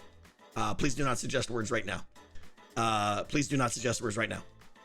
Hazard, again, working title. Decked Out 2 will have many more traps and obstacles and tricky areas than Decked Out 1. You guys remember when you went into the dungeon last time, you turned left into the nether section? In fact, let me throw this up. There's something for you guys to look at. That is the Decked Out 1 dungeon. You guys remember, I don't know if you can see my cursor or not. You turn left if you can see my cursor. That trap over there, with the trapdoors over the lava. You guys remember that? This is a good example of something that there'll be a lot more of in Decked Out 2. Now, I'll just keep reading, okay? Hazard, like Clank, is a scalar value that starts at 0 and it can increase or decrease over time. It represents the many traps and obstacles in the dungeon activating, becoming alive, becoming a hazard. When hazard is at 0 and when you enter the dungeon, none of the traps or obstacles will be turned on. They will all be off, easy to pass through, that sort of thing. As hazard increases, more and more of these things will activate. You start becoming a threat. Now, examples include dungeon randomization, right? These can be a wide variety of things, and I'm going to try and give some examples here to show you the diversity of what we're kind of talking about. But just simple, a too wide corridor, the door's closing, right? It's not going to hurt you. I mean, I guess it could if you're standing in it at that precise moment, but the idea is that now the dungeon just became much harder to navigate. So simple corridors closing off is one thing. Lava columns from a dispenser in the ceiling falling, hitting the floor, spreading out into a pool. Not designed to land on you and kill you, but a couple of those now makes it much more difficult to navigate, especially if they're spaced just right apart. Okay, you see what I'm saying? Hallway floors turning into soul sand, making it much slower to get across. Floors opening up and just there being a blatant lava pit there that you can't get across, right? Imagine a 2 wide hallway where the floor goes, opens up, and it's 5 deep, and it's just a lava pit, and you're like, guess I'm not going this way. It's kind of equivalent of closing the corridors, but it's a little bit more fun way of doing it. And it might happen while you're standing on it. Powdered snow. Powdered snow in the ice area. Powdered snow being dispensed in the hallways, right? And now, you're now freezing potentially. Maybe this happens over a long hallway, and now to get through it, you're gonna actually take some significant freeze damage by the time you get through it. I don't know. And then of course all the parkour floor traps, like the one in the nether, you know, up here looking at the map, the one that was here, the one that was here. Again, I don't know if you guys can see my cursor. Where you had to jump across the spikes and stuff. All of these things turning on and just making it difficult to navigate the dungeon. You can't see the cursor? Okay. Anyways, it's in the nether section. You guys probably remember there was another section there where you had to jump on little wall blocks to get through a little section. If you didn't, you fell down and had to try again. Removing the light around mob spawners. Absolutely, Ben. That's a good idea. I was actually thinking of it the reverse way. Mob spawners, like imagine the spider area, right? This is again tangent tech here. Imagine a spider area, right? Spider webs everywhere. It's all spidery themed and everything, but there are lamps in the ceiling that are off. Maybe to get through there, you could just go through there and hope you make it, or maybe there's some other potentially slightly risky area that you can go to that would turn the lights on. It would stop the spawners. It would then allow you to get through. But I like what you're saying as well, tying that to hazards so that you can go through the spiders right away, but coming back, you might have a higher hazard level and those lights might slowly be turning off. I think that would be cool. That's a good idea. In fact, I want to write that down. Spawner lights turn off with higher hazard. Okay. Make that part of a card. Absolutely, Ches. Wait till we get there. Yeah, of course. Okay. So those are the examples of hazard. High levels of hazard will greatly reduce the player's ability to navigate the dungeon. Unlike Clank, which mostly increases through moving around the dungeon, hazard, and this is still debatable, I'm not sure yet. Right now, hazard is purely an operative of time. The longer the player stays in the dungeon, the more hazard rises and the more difficulty navigating the dungeon becomes. In other words, the goal here is players can sneak to generally avoid a lot of Clank. But if they're sneaking, they're moving slow. And if they're slow, and if they're hanging around trying to catch their breath, or anytime they're waiting, hazard is still going up. So I wanted those two to kind of play against each other, right? Do I want to be slow and stealthy to avoid Clank, or do I want to be quick to avoid hazard? And trying to find that balance of the two is the goal. It's going to be hard, but that's the goal. Yeah, there's no, well, you'll see, we'll talk about armor when we get there. You think Clank should encompass both? It could, Smelly Boots, but it very much could. But having two systems makes for a much more interesting card system, because now we can have cards that affect two different things and push and pull on two different variables instead of just having one. More things to change equals more cards. Dark Man, thank you for the 5 gift subs. Kerberos with 1,000 biddies. Would be nice if the dungeon would change its maze at the beginning of the run, kind of like Pills of Eternity, so every run. Well, yeah, I may have some pieces of the dungeon that are not hooked up to hazard and instead do just open and close, but most of them will be on hazard. The idea is that the dungeon will change as your hazard level goes up. Noises, thank you. Monty, 2,500 biddies. You are cool and your brain is cool. Well, maybe one of those is true. Tank, thank you for 4 months. Thank you, guys. Noises, I appreciate you. Lava comes out of the roof and goes into a hole. There's no spread. Placing this like a chest knight moves, meaning the player will have to go through 1 block windy with the risk of burning. Tristan, yeah, that works. I can see many of those columns appearing, and they have to squeeze through them. You get the same thing too, though, if you do let it splat on the ground, then you're, instead of weaving through the columns, you're weaving through the puddles. But yeah. Okay. Players will have a way to decrease their hazard, either through specific cards being played from their deck or actions that they take within the dungeon. And again, I know that second part there is specifically vague. Players will not have a way of knowing their current hazard level other than seeing traps activate, but may hear audible notifications when the value increases or decreases. So in other words, there may be a event that plays when your hazard goes up or down, but there's not going to be something like heartbeat that increases stress, because unlike Clank, where there's no way to know where it's at until the effects happen, well, I guess they're the similar. But anyways, I'm not planning on having any ongoing audio for hazard. It's more just, I left the dungeon, I was like, man, there were so many traps going that time and lava everywhere. Clearly my hazard was up too high. Clearly I need to get some cards that are going to help me reduce hazard. It's like the dungeon becoming angry. Yeah, exactly. The lava could kill mobs. It can't kill wardens, but you're right. I may have to make the lava room be anti-mob. We'll see. In other words, change the hallways and stuff so that they can't fit through or something like that. I'm hoping Pineapple to get other builders to help me.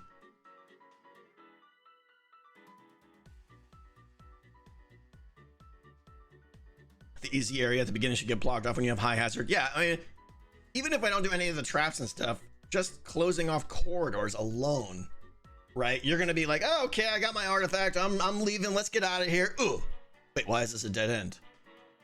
Immediately, you're now panicked. You're at a dead end. You don't know what's behind you, and you have to now figure out an entirely different way to get out of the dungeon. And who knows if that's going to be blocked off? Just closing off corridors alone is a big deterrent, I think. So anyways, those are the two systems, Clank and Hazard. Hazard might change its name, I don't know, but you guys get the idea. It represents how difficult the dungeon currently is with traps and things like that.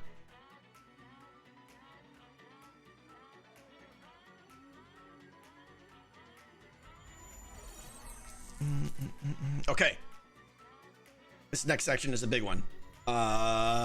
Skill, also working title. I'm not crazy about it, but I'm leaning more toward this sticking than Hazard is. Skill is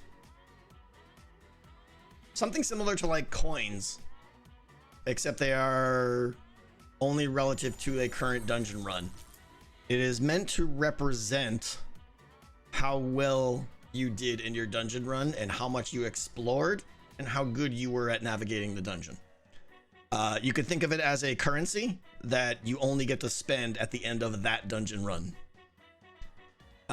This is the replacement for punching out soul flames.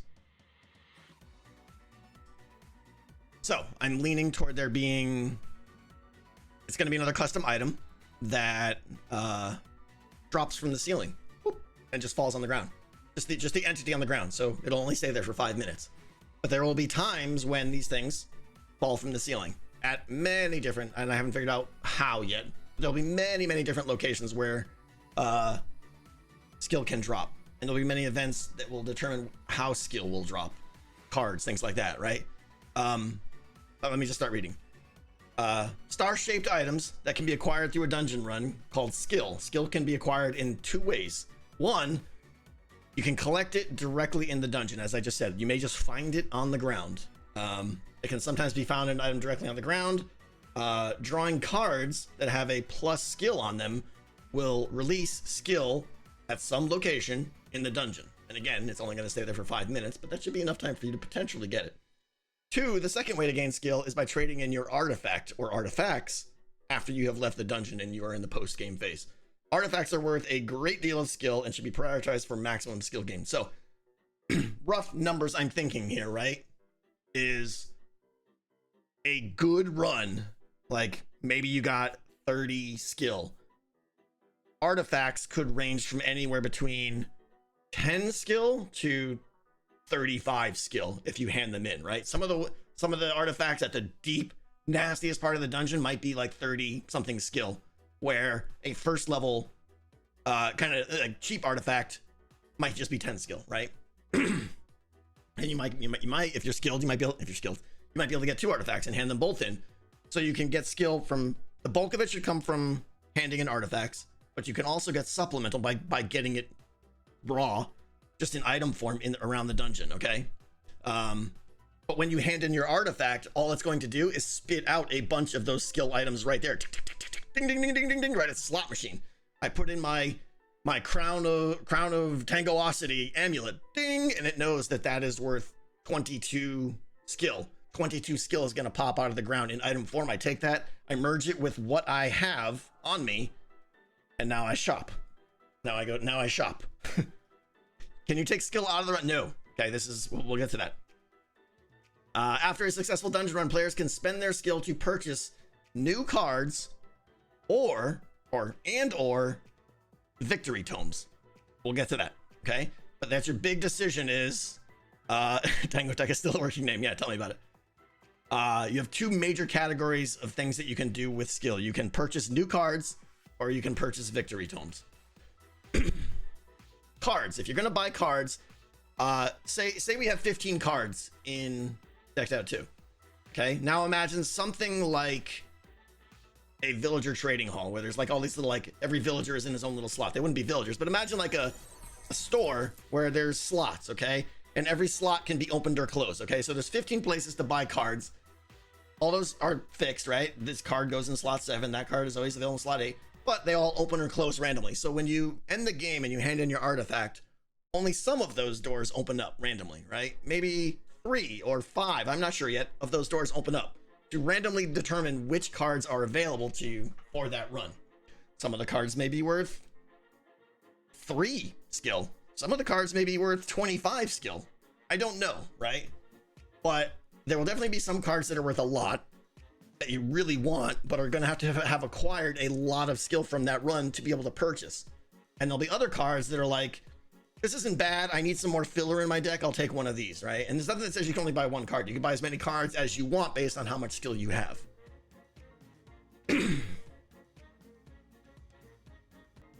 Valor was considered, yeah. Mellow, we'll see. I know skill is a boring word, but we'll see. I'm not too worried about the name right now. Just know that these names could change. Okay, so 3 to 5 cards are randomly chosen for sale at the card store. Each card has a varying cost and skill. If a player acquired enough skill on that dungeon run, they can spend their skill on these new cards. New cards will be placed in the player's shulker deck for future runs. So you're basically incrementing your deck of cards. There will always be 1 or 2. I want to stress these aren't bad cards. We'll say decent cards. 1 or 2 fixed cards that are always available. That, you know, I got 10 skill this run. I can't afford the cards that popped up available, or I don't want the ones that are there. There are some other cards over here that are like, those are pretty good. I'll always have some card I could buy if I want to. You can, like I said, you can buy multiple cards if you have enough skill to buy it. Do the cards randomize or exit, or could you do that entry instead? Let the hermit decide how risky they want to play it. I don't know what that means. Every time you finish a dungeon run, the available cards will, assuming you have an artifact, the available cards will randomize then. There are no defaults except those special cards that are always available. It's like these 15 cards are always available, or not, sorry. These 15 cards, only 3 of them will, or 4 of them will become available randomly, but these 2 cards over here are special cards and they're always available. They will not know what cards are available until they are done running the run.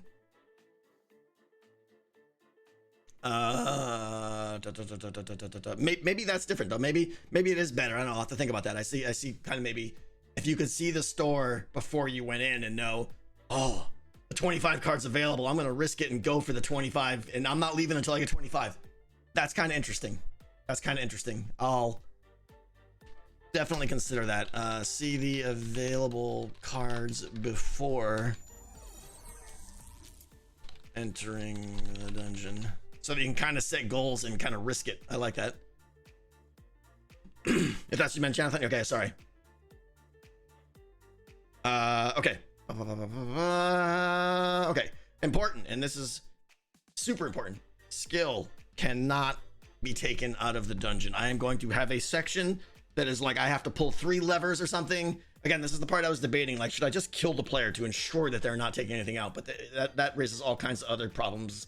For instance, I want them to be able to take coins out, right? So it gets weird. So in the end, I've decided there's not going to be a way to force them to take skill or artifacts out of their inventory, but there will be enough signs, enough notice, enough levers or buttons that they have to check off, or something that says there is no way you could have known, you could have forgotten to drop your skill here. And there will be a bucket at the exit, basically, that says put your, I can't imagine why you would have an artifact still, but put your artifact or unused skill in this bucket, and then I'll just recycle it back into the system.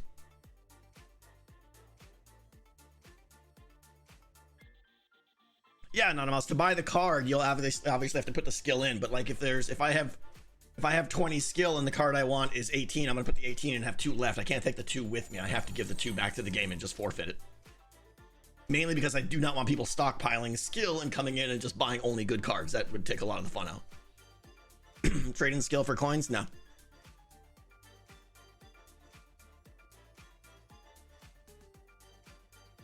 There's gonna be plenty of other ways to get skill. Okay. So that is the big thing, is controlling what cards are available is now checked out. One that was just this ambiguous behind the scenes random thing that you had to put trust into, and I guess I had a better chance. Now instead, I earned this much skill, I'm going to the store, if the card I want is there, boom, right? Like, because I picked up the skill, I actually have this item called skill in it, which that is the tangible reward as I'm running the dungeon to let me know how good I did, and hopefully I can apply that reward to get the card I want. Okay. Next topic is also another big one. The scoring system. This is one of the things I'm most excited about in the game. I think it's going to present the players with a very interesting dilemma, which is a good one, and we'll get into that after I explain what it is here. But again, working title, I'm calling them victory tomes. Stupid name, whatever, it doesn't matter what they're called, we'll come up with a name. When you finish dungeon run, you have your skill, whether you picked it up or got it from handing in your artifact. You have a whole pile of skill. You can buy your cards, or on the other side of the wall probably will be a store where you can buy victory tomes. These are not randomized, they are always available. Okay, now victory tomes, is basically 3 of them, and they represent each one. There'll be like a minor victory tome, a major, and a grand or a ultimate or something like that. Each one of those, all they do is they represent a different amount of victory points. Okay, victory points are what win decked out. Okay, so you can buy, for instance, a minor victory tome. These numbers are not set in stone. You can buy a minor victory tome for 10 skill. You can buy a major victory tome, which is worth 3 victory points for 25 skill, or you could buy a grand victory tome, which is worth 6 victory points for 40 skill. So again, without seeing those numbers might be hard, but basically there's an escalating efficiency. The more you pay, the more effective it is, the more victory points you're getting per skill. Okay, so what you do with victory tomes is you take them out of the dungeon and you put them in your barrel out in the hall. Okay, outside the game, you put them in there, boom, immediately they are hoppered out, gone.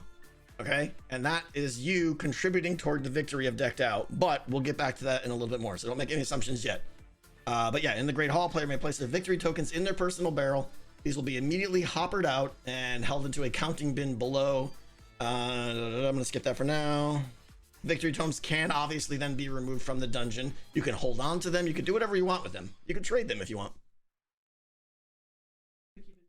I know, my throat's starting to hurt. I got water. Yeah, I've already had 2 coffees today, and that might yeah, that might explain the crazy. Some tea, even though I don't like tea. Hot tea? Yeah. No.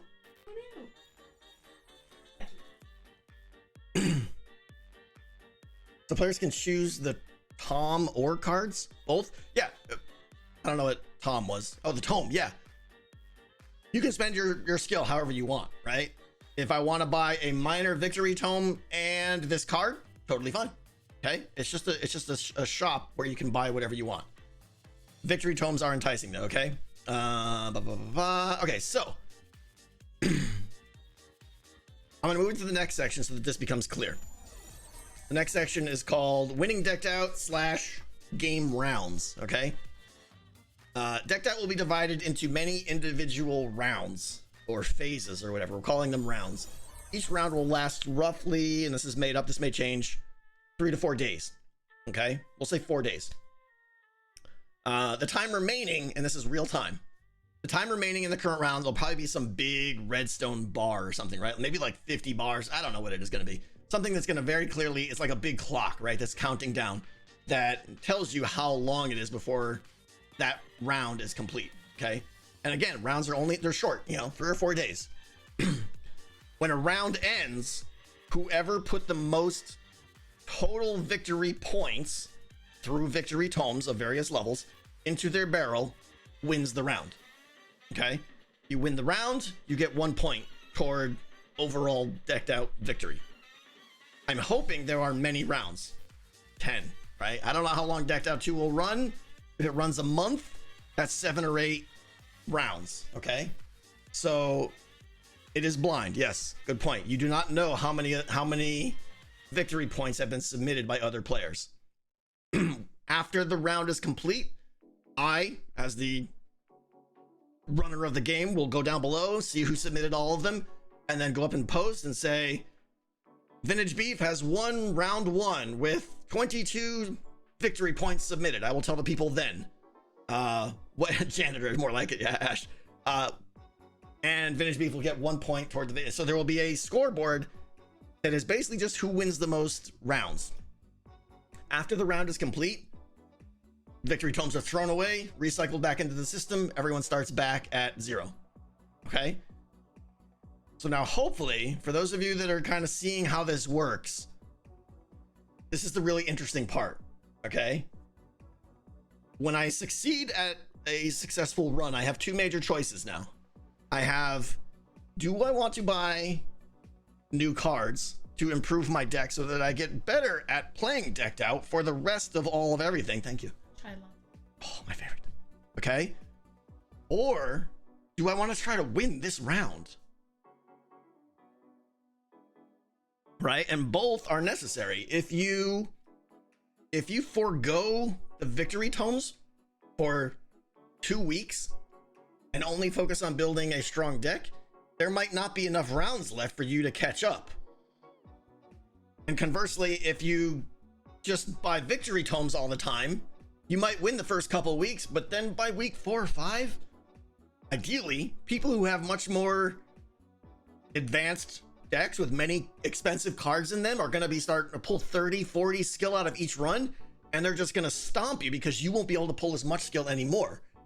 So I think that blend is going to be, should 2nd and 3rd place get some points.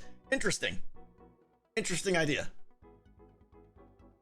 I think I like that. I'm not sure what the valuation would be. It would be less than 50%, but I could maybe see like a 1st place gets 10 points, 2nd place 4 points, 3rd place 2 points. There's pros and cons to that, but maybe 5-2-1. I don't know what it's going to be, but I definitely want to heavily favor 1st place. I don't want people to phone it in and be like, I'm good for 2nd place because I know, I want a little bit of risk it in there. 3rd place, 2nd, 3rd place, smaller points toward overall win. Okay, that's a good idea though. So that's one of the things I'm really excited about. In a nutshell is, do I want to upgrade my cards? Should be very enticing. You should be seeing cards there. You're like, oh, I really want that. That sounds amazing. Oh, that would be so good to have that in my deck, right? But at the same time, you're like, I can't ignore these winning each of these rounds because I'll fall too far behind. Now, I may late and decked out. Who knows? Maybe points become doubled. Something like that. That might be fun.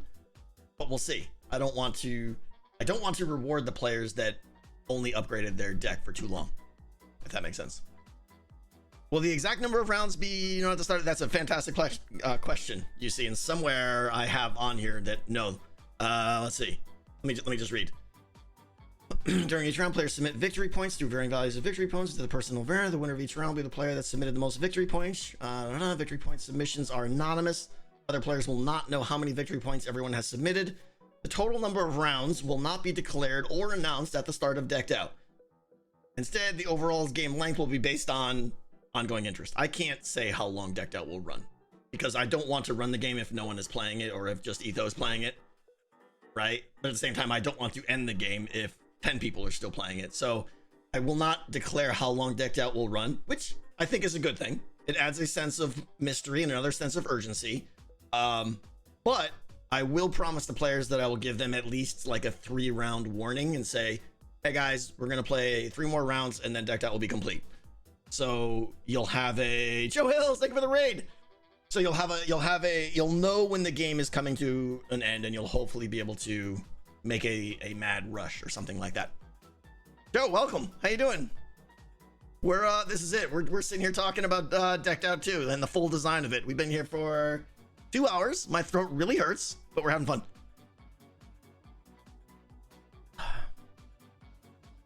Will there be rewards for winning? I don't know, Dukester. I don't know. Last season, I built Etho a custom monument in his base and stuff like that. So I don't know. I don't know what the rewards will be. At that point in the season, it's kind of like everyone has what they want, but I can imagine I might customize the reward based on who wins. I will try to make there be a reward, but I won't promise what the reward is when the game starts. Are you gonna have more than one game of Decked Out? I don't think so, because I would imagine Decked Out will run until people are kind of done with it, in which case starting up a new full game doesn't seem like it would be that successful.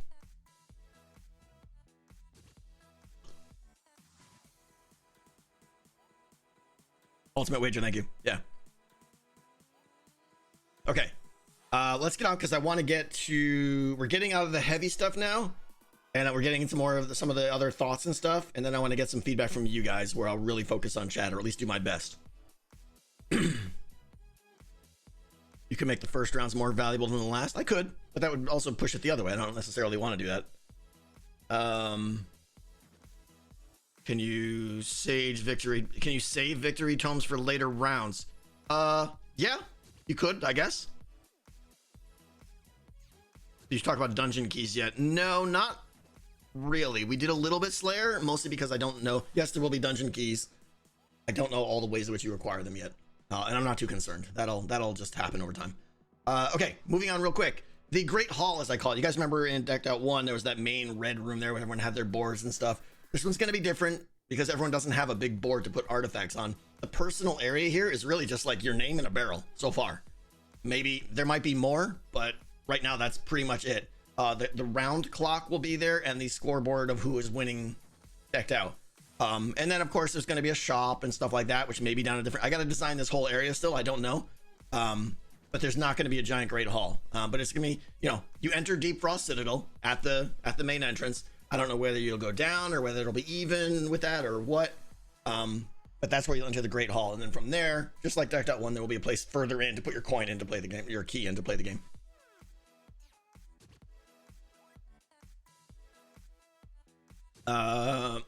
Coins, not going to go into that. They are identical to the coins of last season. I still think they're good. I want to keep them. The only thing I want to be very aware of is the economy. I butchered it last time.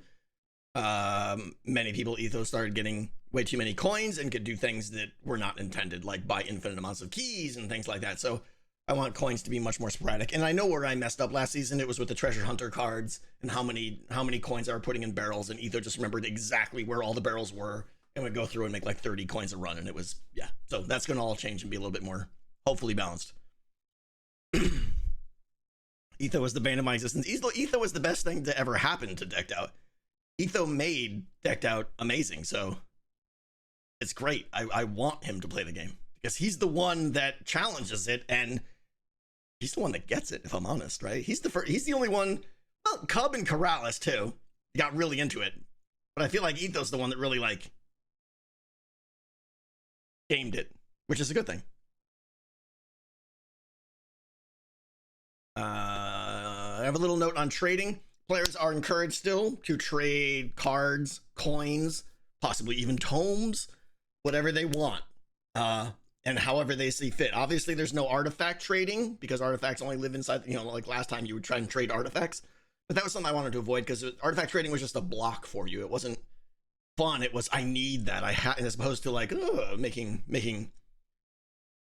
offering trades to someone is a good thing, but needing something that the other player has is a block, and I don't want that. But trading is still encouraged. But I do want to frown upon, and I can't enforce this. It's just more of a please don't kind of thing. I don't want people to say like, oh, I'll give you 20 diamonds for that victory tome. That very much cheapens the game, and I don't want to do that, but I can't stop them.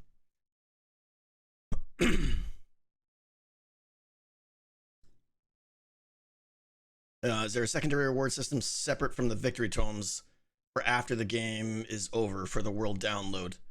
I don't know what that would be. And I don't think I think I'm missing your question, Zing. Sorry.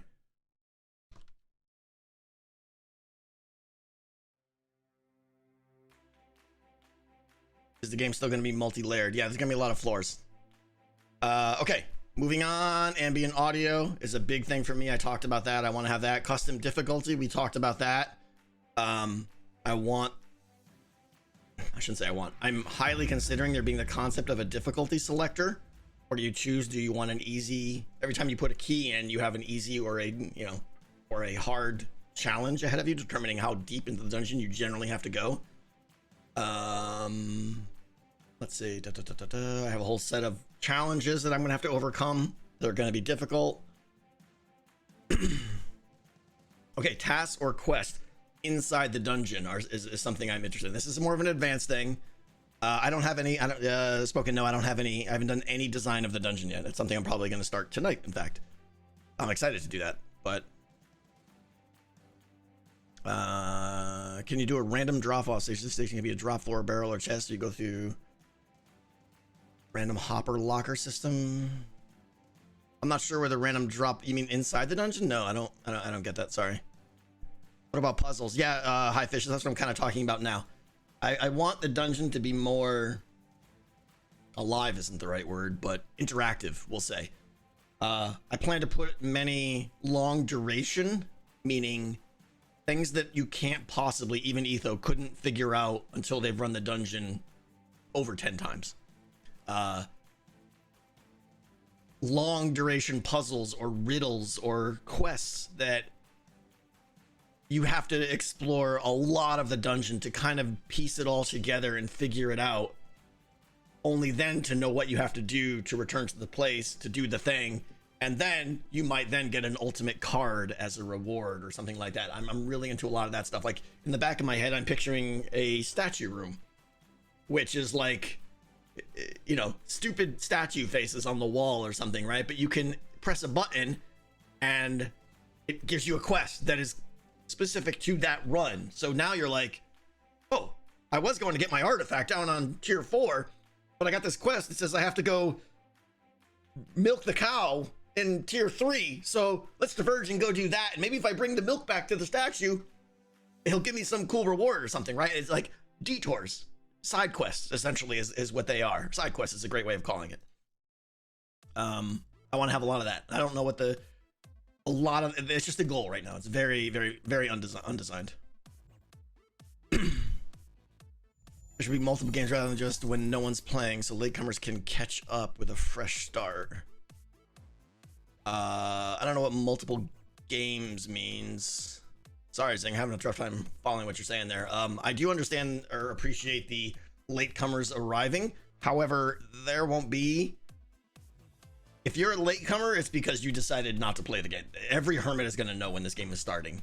And I suspect anyone who is even mildly interested in it will go play it in the first week, as Decked Out 1 was. So, yeah, if you take 2 weeks off and fall behind, I mean, I can't have a way for everyone to catch up automatically. However, I do have a couple of catch-up ideas.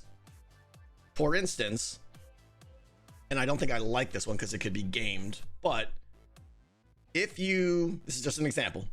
If you don't have a lot of cards in your deck, less than 3, less than 5, perhaps there's a chance where you can automatically earn a free key at the end of your dungeon run, right?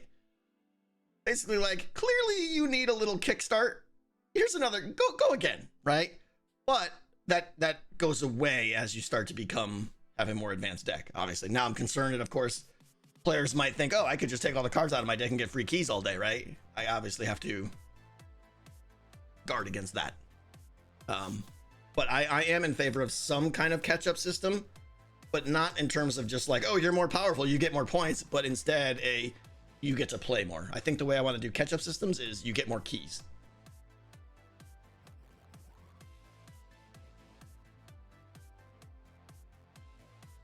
You like the idea of the blue shell item type thing? Yeah, I agree. Yeah. In fact, I'm gonna put that as a note. The blue shell concept. I don't know how that would be implemented, but a way to take down the first player a little bit isn't a bad thing. As long as it's not super frustrating to whoever's in first.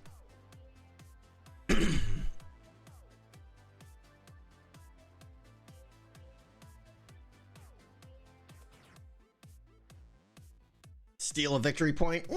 Maybe, I don't know.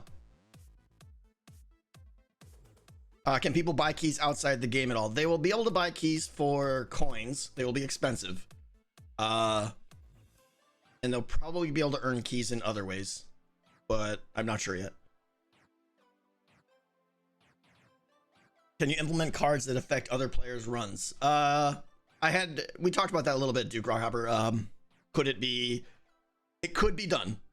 It would be difficult, and I also think it's not that satisfying because you don't know who you're affecting. You don't know if you affected them or how you affected them. It's very unrewarding to sacrifice a part of your deck just to hurt others when you don't even know that the person you're hurting needs to be hurt. You know what I'm saying? I don't think many people would do it. One-time use cards. Yeah, those are called ethereal cards. Taka, we talked about them. Okay, so anyways, side quests. Interactive dungeon. Rooms that are interesting. I want very little rooms that are just like, oh, this is an empty room, next room. Oh, this is an empty room, next room. I want every room to serve some kind of purpose if I can. That's a bold statement. I don't know if I'll be able to do it, but look at catch-up mechanics for other board games. Yeah, I'm using right here next to me, I've got the cards for Clank, and I'm using these as inspiration. The board game Clank, I'm using Magic the Gathering, Slay the Spire, Dominion, the board game. All of these are heavy contributors. Anytime I get stuck on something, I look at one of those games and say, do they have a concept like this? If so, how do they solve it? So yeah, I could definitely look at catch-up concepts, come from behind concepts in other games. I need to play Hades, Doc. Yeah, I need to play it. Never played it. Scar's about to go steal from me. Okay. About your evokers in Minecraft, you use a skull sensor to direct rails toward where the most recent triggers were. Maybe that would also be very complicated, but it's an idea. Okay. Blah, blah, blah, blah. Keys, free keys. I talked about that. The Grand Hall. The shop. Okay. I still want a shop outside the game for coins. The idea here is that one of the big problems previously last season with the shop was it was always out of stock. You just only had like one item in it that you could buy, and then I had to restock it. It was a huge maintenance issue. I think what I want the shop to be like here is more like what I hope you guys were envisioning for the skill shop, for the card shop inside the game. I'm thinking of using that exact same redstone concept outside for coins. In other words, there may be 10, 15 things that you could buy at a shop, but only 3 or 4 or 5 of the windows are currently open. Therefore, you can only, the barrel to put the coins in is only available.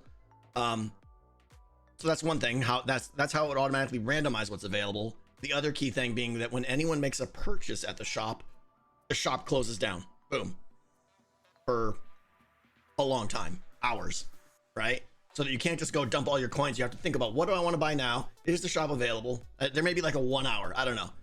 Long enough where the person's not going to want to wait there. Maybe it'll be 30 minutes. I don't know. But you buy something, the shop closes. Next time it opens up, it randomizes. Different items are available. Someone makes a purchase, shop closes down. If no one makes a purchase in an hour, it re-randomizes maybe. That kind of thing.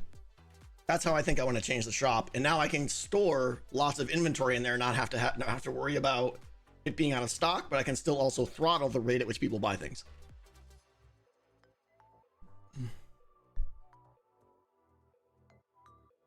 Can you rob the shopkeeper? No.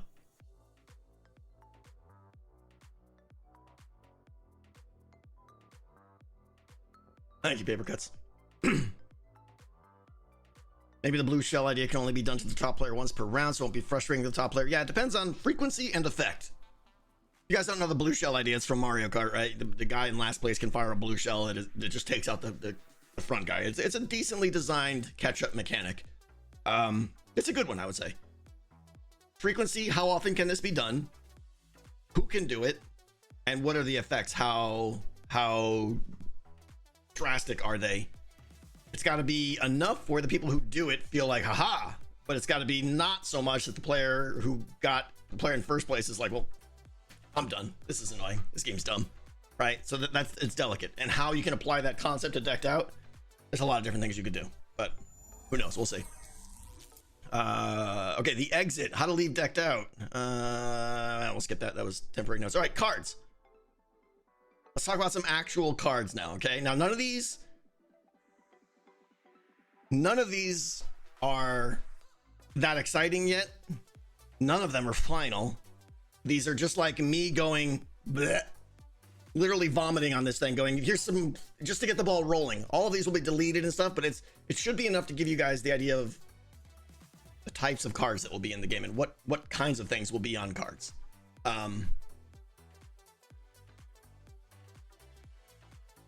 Like I said, each card is unique. There's no tiers to cards or anything like that. So, you know, we're gonna have a card called Sneak or Stealth or something like that, okay? That's gonna be simple, and it's gonna just be like -2 clank, right? When this card is drawn, your clank goes down by 2. Very simple, okay? Basic card. In fact, that might even be one of the cards that is we'll call them reserved cards that you can always buy. I don't know, okay? But there will be many cards that affect your clank. Some, like Sneak, -2 clank might be a basic one. There might be some that cost a lot that do -5. There might be some that do -3, but also do something negative to you, okay? Nemesis, yeah, exactly. Things like that. Give and take. So, let me see here. For this section, can you guys read this? Is that readable? Is that legible? Readable. Okay. Now, unfortunately, the side effect here is everyone's going to jump ahead, but I want you guys to be able to see this to understand. So, like, Sneak, right, is -2 clank. Stability, and again, these names don't mean anything. I will look for better names. Stability might be the opposite of that. -2 hazard, right? Makes the dungeon easier to traverse. Might have a card called Tactical Approach, which releases 3 skill tokens into the dungeon, okay? And again, all of these will have a unique audible side effect so that you know when they're played, right? Whether it's me saying Tactical Approach or something that just sounds coins dropping or something. I don't know. Scar is stealing from me. I don't care. He can take whatever. Scar can't steal from me because whatever is mine is Scar's. Treasure Hunter releases coins, right? These are very simple cards so far, but you get the idea. But here's like the first one that gets kind of interesting, right? Smash and Grab. 4 coins or whatever, right? 6 coins, some number that's but 2 clank, right? Smash and Grab. I'm going in, I'm being noisy, and I just want to get a lot of stuff. Grab. Yeah, smash it. There's typos all over this document. But this is the first card that represents that trade-off, right? That's going to put a lot of coins in the dungeon, which is great, but it's going to cost me 2 clank to do it, okay? These two, you know, just as examples of permanent cards. Permanent meaning that if I put in Iron Boots in my deck of cards, Iron Boots will be played right when the game runs, and right before I go into the dungeon, there will be a barrel that will have Iron Boots in it that I can put on for that dungeon run. You know, boots, legs, whatever they may be, okay? That's kind of what permanent means, but not really also. Here's a better example of a permanent card. something called, and I'm stealing a lot of these from like D&D and stuff like that, so whatever. Stone Skin, right? This is a permanent card that if it's in your deck, you have a resistance beacon active for that entire run, right? Yeah, I could put Swift Sneak Pants in there as well. It's a little bit trickier because I gotta go get a ton of Swift Sneak Enchants, which I'm not stealing for. Restocking the boots is no problem. I can make 300 iron boots, no problem. What I can't do is make 300 iron boots with Swift Sneak. Are permanent cards not shuffled? No, permanent cards are played immediately when the game starts, so they are pulled out during the shuffling process and played essentially before you even enter the dungeon, because they are in effect. Example of a ethereal card. Okay, consider this card called Vanish, right? That is ethereal, which means it can only be played once and then it's destroyed. But boom, minus 20 clank, which is essentially it wipes your clank out and lets you start over, right? Super cool card, super powerful card, one shot. Again, don't obsess over the numbers and whether these cards are balanced, because I made no attempt to balance anything yet. It's really just vague numbers to get the concept across, right? This may end up being 10 or something, I don't know.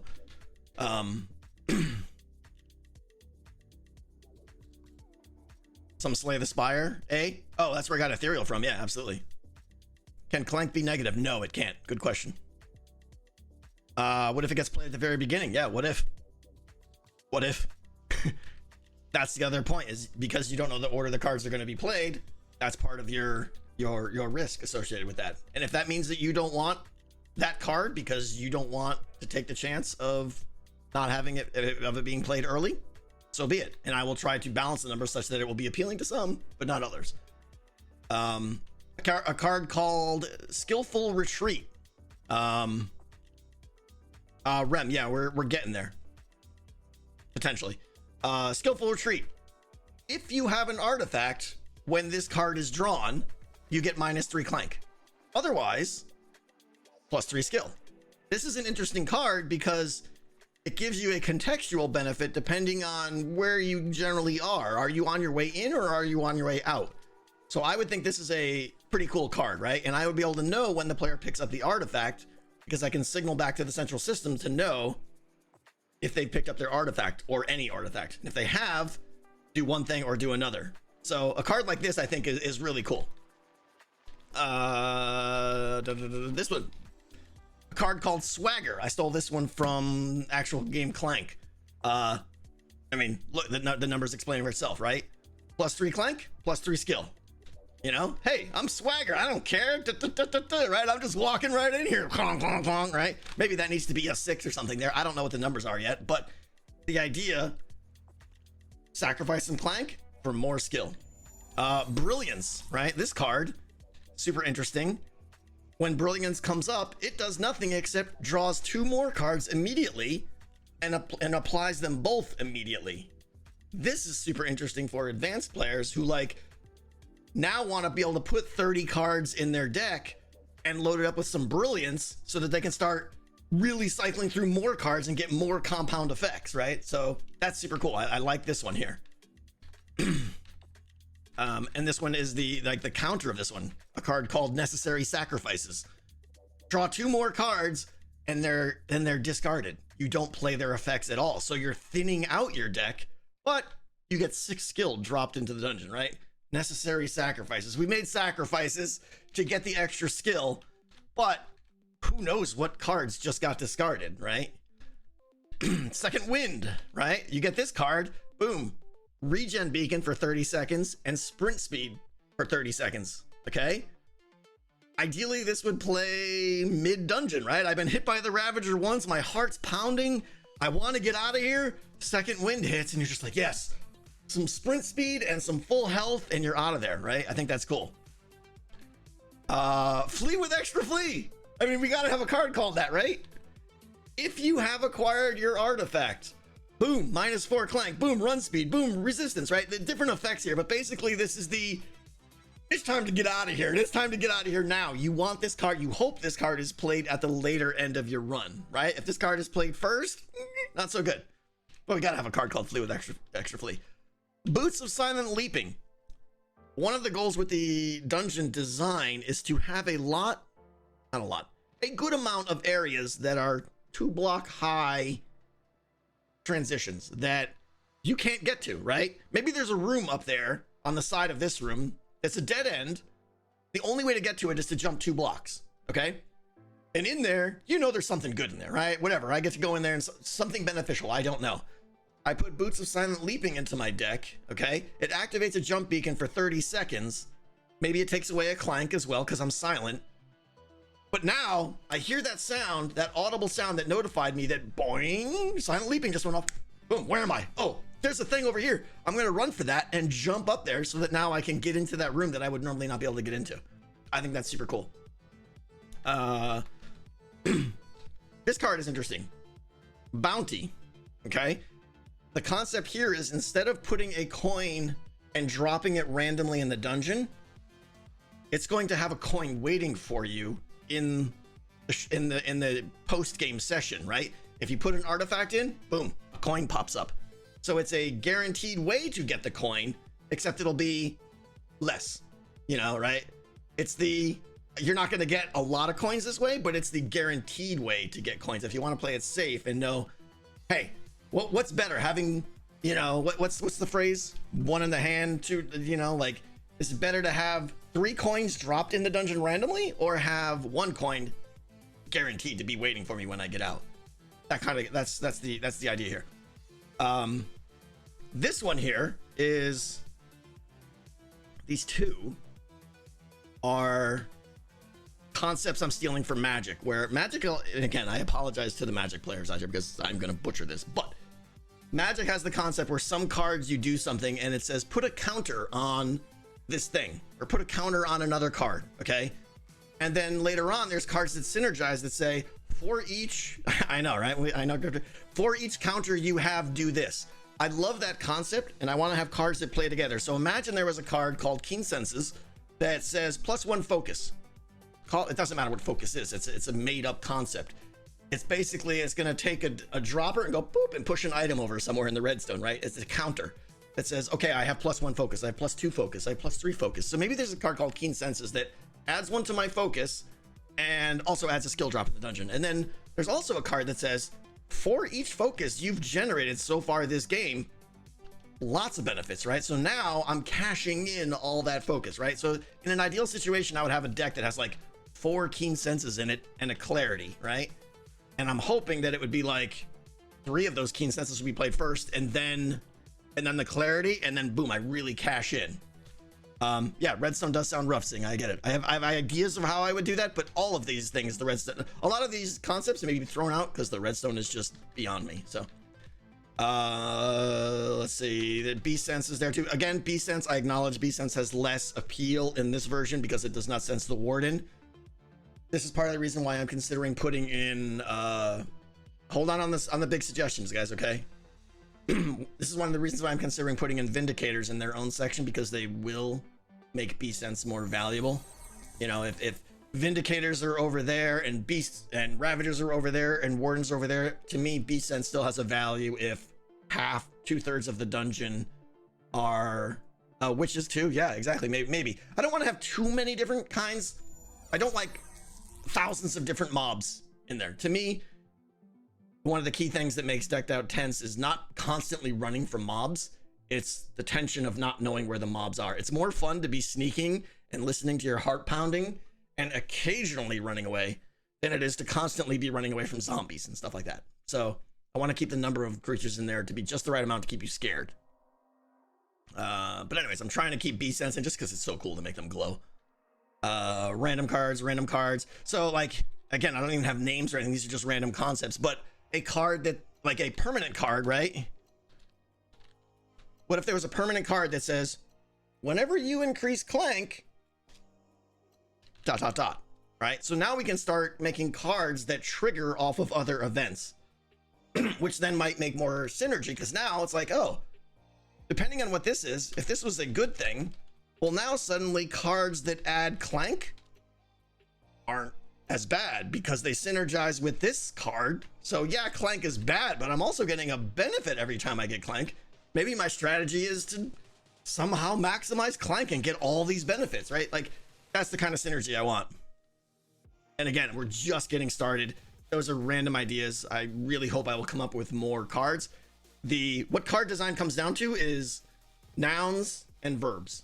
What are the nouns in the game, right? Nouns that I have right now are coins, skill, beacon effects. These are the things that can be manipulated, and the verbs are the whens, you know, and I have to try and put these together. So what I'm hoping is that, no English, did I say verbs, adverbs, whatever? I don't care, doesn't matter. What matters is I need more of these things so that I can start putting them together. And I'm hoping that as Decked Out is being built, more trigger points will become aware to me, and I'll be like, oh, wait a minute. If I know when they enter the underwater zone, then maybe I could make a card that says when you enter the water zone, or if you are in the water zone when this card is played, then it activates a conduit, right? Like, it's those triggers that I don't know what they are yet because I haven't built the game. More of them will become obvious, I think, as the game is being built.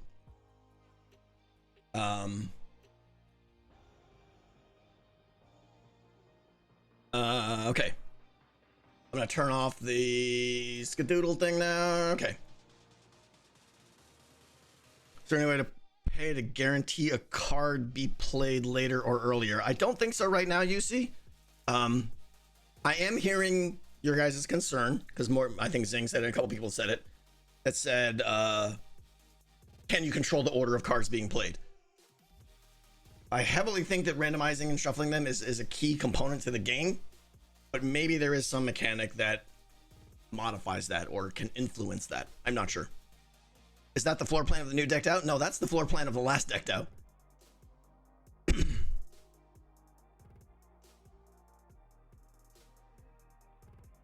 A card called Solid Deck Ethereal that doesn't shuffle the deck.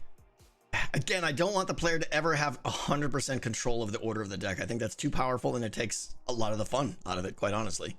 100% deterministic is not... It's too much. You got to have that randomization for the player to react. That could be a keyword. I do like the keyword. Hold on. There could be Slay the Spire has this. What's the keyword in Slay the Spire that's like, this will always be in your hand at the first round? Come on, Slay fans. Retain? Innate? Innate. Yeah, that's it. Innate cards. I mean, I wouldn't use that word, but a word that says this card will be played first, or obviously if you have multiple innate ones, then those will be randomized or something, or in the order. But the idea that these cards are always played first. It's not a bad idea. I don't know if that applies to this game or not, but maybe. And if that provided a benefit to early game, I could see that making sense. Okay, let me scroll. I'm just gonna I have a lot of random notes here, and then I'm gonna really focus on questions, guys, okay? We talked about I want to have sounds outside the dungeon, in the hall, or potentially, you know, right out at the entrance to Deep Frost Citadel, the main entrance. You already get custom sounds out there. I think that's pretty cool. It's not necessarily part of the game, but I think that's a good idea. You guys remember how I made my nether tunnel floor out of wither skulls and then threw it away? I'm thinking of doing a section of that inside Decked Out, just because. Let's see. Non-flat. I want there to be a lot of height differences in the game. This is a crazy concept, but I'm gonna tell it to you guys anyways. I can almost say there's an 80-90% chance it won't be done, but I love the idea. Is to have competing factions inside the dungeon, okay? And I'm just we'll say it doesn't matter what they are. The villagers versus the cows, okay? It doesn't matter. On level 3 is where the cows live, and on level 2 is where the villagers live, right? You can go to those sections and do things, give them coins, give them skill, provide some sacrifice to them, which would then unlock things for your faction, right? And then maybe they have a store in there that only players aligned with their faction have access to. right? Maybe one of the things you put in your deck, aside from the cards, is which faction you're aligned to. Maybe you have to do a quest, and now I have the Team Cow faction alignment thing. It's not a card, it's just a separate thing that the game could filter out, right? But that allows the cow point to be, the cow store to be active. And now this is ridiculous, but now hermits, while they're playing the game, right? Come on, Team Cow, they're working for each other, right? Now we have a Team Cow versus Team Villager, right? Team Red versus Team Blue, right? And now it's like, hey guys, there's Discord channels popping up for Team Cow, you know, hey guys, I unlocked the tier 3 of the store. If you're on Team Cow, go check it out, you know, and like, I think that's a good little thing, right? Like the idea is great, but that's a lot of extra work that isn't necessary. I have no idea what the factions would be. It doesn't really matter, but things that bring the hermits, it doesn't make Decked Out to a multiplayer game, but it makes it a social game. Now you have the hermits talking more. What they say matters to other people. What they do matters to other people, you know? But wouldn't it be interesting if the benefits that a faction gave you were shared somehow, I don't know how this would work, by the players on that faction, right? If too many people join Team Cow, maybe someone smart goes, I'm out of here. I'm switching to Team Villager, because then I got the shop all to myself and no one is over there, and I get the benefits, right? So maybe people jump teams mid-season because they feel like the grass is greener on the other side or something. I think that would be cool. Anyways, there's a lot of work there on that, and it'll probably not happen. I just wanted to share it with you guys. I thought the idea was super cool.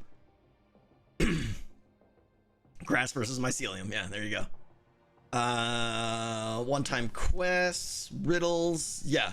Like here's an example of a couple examples of long time, I'll call them riddles, that I think I want to put in. Imagine a hallway that's 5 blocks wide, 10 blocks long. Okay.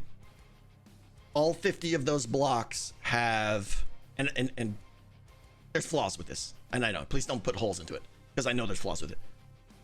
Imagine those 50 squares all have black maps on them. Okay, so it's just a pure black floor. Okay.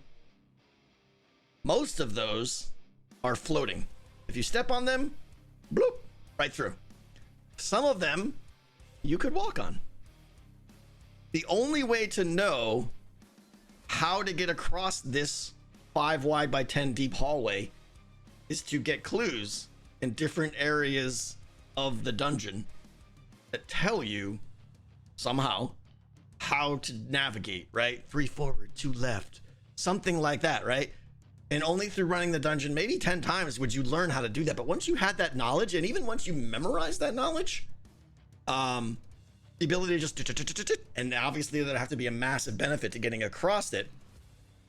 Well, there is no brute forcing it, because, I mean, sure, but you would die, right? What if there was lava at the bottom of this thing, right? Yeah, yeah, this is very much inspired by Indiana Jones. The one where he had to spell out Jehovah or whatever on the stones. That's exactly what inspired that. So that's one example.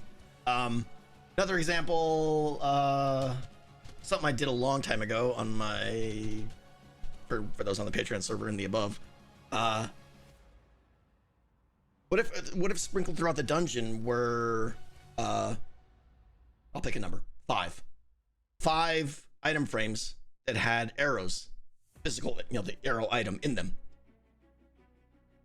And there was a combination. It's a combination lock, right? If you get all 5 of them pointing in the direction that they need to point, maybe we use tipped arrows. So it's like red has to be at 9 o'clock and blue has to be at 12 o'clock, that kind of thing, right? But if you get them all the right way, somewhere in the dungeon, something opens up that you now have access to. I think that's cool. Now you also have incentive to, every time you see one of those, just randomly shuffle it, you know, mess up other people in case they made progress, you know? I think something like that would be good. So these kind of things, those are just 2 examples off the top of my head. I have other ones already. I don't want to get into it, but the idea of something that requires you to run the dungeon multiple times to solve. I love it. Would you have it reset? So yeah, right. That one needs to, you would think that one would need to, that's part of the flaw of that one is you would want to reset it automatically and you can't do that through a rotating arrow. But again, it's an example. I know they have flaws.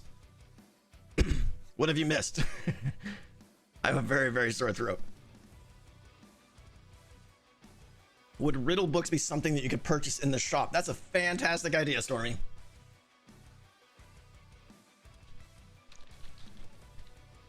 Spend some coin and you get a book that has a riddle that if you solve the riddle, that's some reward. Okay. Bought 4 coins. Yeah, Vixie, hold on. Similar invisible. Enter the dungeon has a similar invisible walkway, and there's a way to brute force it by dropping ammo shells on the ground, seeing where they don't fall. You could add some junk items they could throw on the ground where they step. Yeah, if they have items, they could do that. I wouldn't want them to do that, Vixie. Yeah, I wouldn't want them to do that. To me, that's bypassing it. I have comments about my redstone and stuff and how I want it to be much more less spaghetti, more clean, more central lines of redstone rather than redstone interweaving everywhere. But that's not for this. Stats. I want to keep stats on the game. I just ticking items into different containers, right? Every time the game is played, every time the game is won, every time each card is drawn, then I can go down there and I have devs watching me. Who are the devs? Then I could keep track. I would, every time a card is drawn, I would know the frequency with which people are putting these cards in their deck, and I could know the popularity of the cards roughly and start to go, oh, wait a minute, and maybe adjust necessary, maybe adjust the prices or something like that.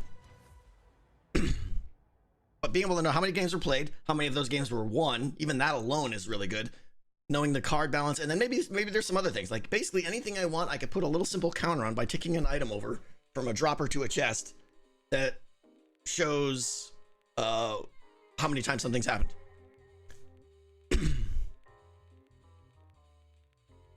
Ulraf is here. Ulraf, what do you do?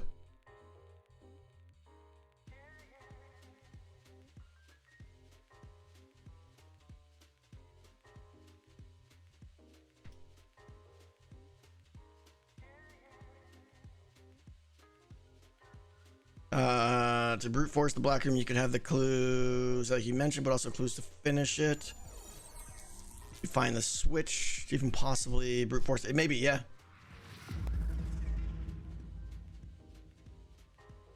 We have air match who like stats. This is true, yeah.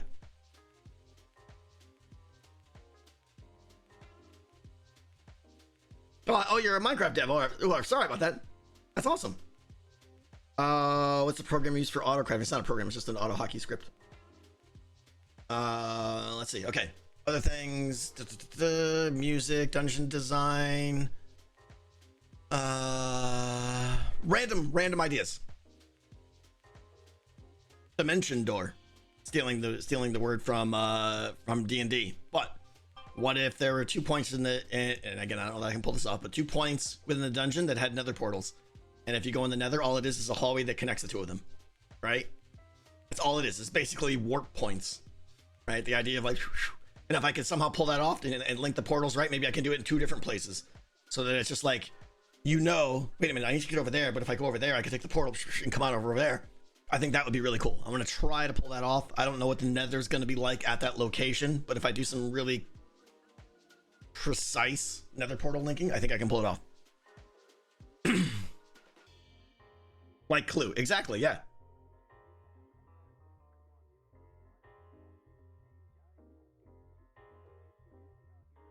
I feel like if you spend all day trying to plan around people brute forcing, you're never going to sleep. I'm going to put in efforts to stop it. I'm not going to lose sleep over it, but I don't want something to be trivially brute forced. It depends on the situation. If you're talking about the room with the floor, that's a simple solution, right? They fall in lava and die. Assuming they can't shift and all that stuff. Let's see. Healing rooms. Here's a concept. What if there were dead ends at remote regions of the dungeon that had tier 1 beacons, tier 1 regen beacons activated on them, such that the only way you get the effect is to go to the very end of this room at a dead end. So now you know, wow, I've been hit by the Ravager twice. I'm at 1 heart. Maybe I should detour, and maybe there's a little bit of a risk associated with getting over there. But if I do, okay, I got my health back, right? I think that would be a good thing.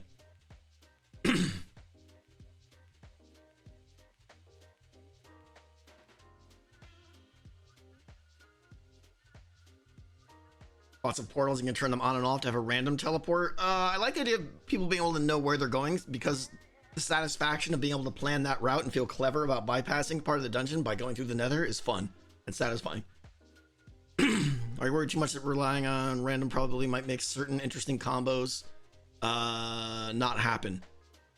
All I would say is see Magic the Gathering, right? That game has proven successful for many years now, and you put cards in your deck that synergize well, and you hope they come up in the right order, and it works.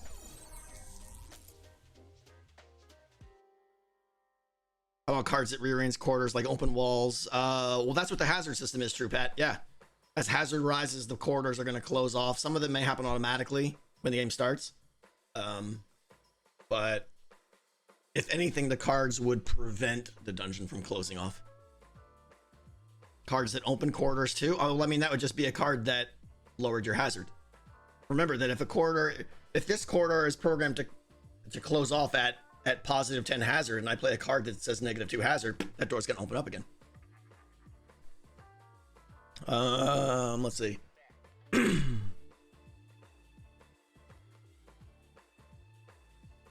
Random room, a room called the alarm room. Okay, this would be somewhere in the warden's area where, and again, guys, I'm really going to focus on chat in a little bit. I want to just get through some of this stuff, even though we're running on 3 hours here, but I'm still having fun. There's an alarm room where you enter the room and you have 10 seconds to press all the buttons on the walls. And if you do, that disables the alarm.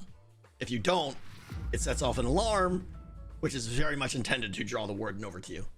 But you want to get through that room because there's something on the other side based on dungeon design. I think that'd be cool. A note here, what I'm calling is the audio room. What if there were, and this would not be with the custom music stuff, it's the Korean room. Yeah, he would excel at that room. The audio room. What if there were note blocks in the floor and you had to listen to the tones of the note blocks to let you know which, like, the order in which they played was the order in which you had to press buttons in the room, again, to deactivate something, a trap or something like that. But the order in which they played was randomized each time you played the dungeon. Something like that. Of course, we got to have a drip leaf park. It's Simon Says. Yeah, exactly. Good call. Yeah. I don't know why I didn't connect that. Simon Says. Absolutely. I'm going to write that down. That's it. I mean, we're gonna, there's other notes, but that's it. So, all right. Here's what I'm going to say, guys. Okay. I am going to focus on chat right now and try to read everything, but if you want me to actually see what you're saying, the smart thing to do is to not say it right now. If you know what I'm saying? Everyone's going to spam their ideas right now. If you pace yourself, I have a better chance of seeing it when there's less traffic. Try to send your message when you think chat is slowing down. Did I see the dono? No. You guys are amazing. Anonymous gift and subs. Adesio with the piece of pie. What if side quests come from factions, like the villager have quests and the cows have? Absolutely, yeah. Whichever faction has the most completed quests at the end of each round ensures an additional buff. Yeah. I mean, imagine there's like a beacon. You get a free, I don't know, whatever, right? Sprint speed because the cows are ahead of the villagers. That's a great idea, Desio. Yeah. The faction stuff, I think everyone will love. It's just a lot of extra work. I could see factions being something that come online after Decked Out is released. Cucumber Ice Cream, thank you for the 628. How about a forbidden library containing secrets about the dungeon where you can only access by playing a scholar card? So I have notes about, I actually called it the Library of Wisdom. It had something similar to that in Decked Out 1. I wanted to have an area where you would be able to read. I would make a whole bunch of tomes that had all kinds of secrets about the dungeon, some of minor value, some of very major value, every time you went in there, each barrel might have one of these books in it that you could then read. You wouldn't be allowed to take the book, but you would read it and put it back in the thing or something, and you would gain that knowledge. What opens that door? I don't know if it's a card. I like the idea. It's a little specific. But either way, yeah, there's two things there. One is, does it exist? And two is how you get into it. The scholar card is interesting, though.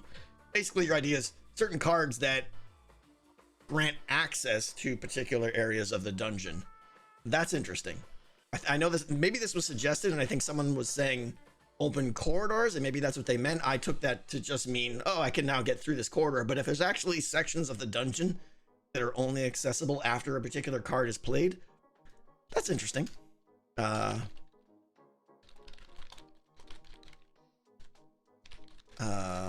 After a card is played, scholar to get into the library, kind of thing. Whatever. I'm just scribbling some notes here. And thank you, Cucumber Ice Cream. I appreciate it. Okay. Riddle books, yeah. Or books that you buy. Well, those are riddle books that you buy for coin outside. How are you solving maintenance so you don't burn yourself out? I think I learned a lot from the previous decked out. I think I could design things in a way where maintenance is better. I think the redstone can be better. By the time decked out 1 was ending, maintenance wasn't that bad. It was a process that got much better as the game went on, based on me changing how the game worked and me just being smarter about how I did things. So I am aware of maintenance, but I'm not concerned about it. I will try to minimize it, but I don't think it'll be that bad. And I don't mind it that much, if I'm honest. Having multiple passes or open some runs or shut down other places would be so cool. Yeah, I do think there is ground for having some parts of the dungeon randomized automatically separate from the hazard system, so that even the second you enter, it's a different experience. I think that's a good thing. I'll probably have most of those things tied to the hazard system, so that has value, or rather it scares you, but some of them are good to do right away. I think it's a good idea. Will there be another black market? How would you implement it? Very similar. Probably charge to get in more, maybe, or something. I don't know. Black market was a success last time. I think it just needs to be tweaked a little bit. Yeah, right noises, exactly. That photo is the map of decked out 1. Someone sent it to me who ran a isometric projection thing. I don't know. Yeah, what Genesis said is important. I believe she and possibly other mods are collecting what they think are good ideas and putting them into a document that I will review after. So if I don't see your idea, there's still a good chance of me seeing it. Underwater area has a secret fishing village. Yeah, sure. Clank and Hazard swap card. I wouldn't be able to swap. It would be very hard, Redstone, to swap them, but obviously there'll be plenty of cards that tweak both of them. Do you intend to expand the dungeon deeper or adding more rules even after this is fully functional? Well, obviously what I'm attempting to do is already massive, so I don't have too many intentions. Whether or not I add more things after decked out launches is depending on where I'm at and the interest in the game and how much time I have and what other projects do I have going, and is my base finished and all these things, you know. Could a card be played twice? No, but I am going to try and make it so that you can only have the same card in your deck 3 times. That's going to be very difficult, Redstone, also in conjunction with a maximum amount of cards in your deck or something like that. I don't know, like processing the deck before shuffling is going to be very difficult, so it's a goal. I don't know if we'll be able to pull it off.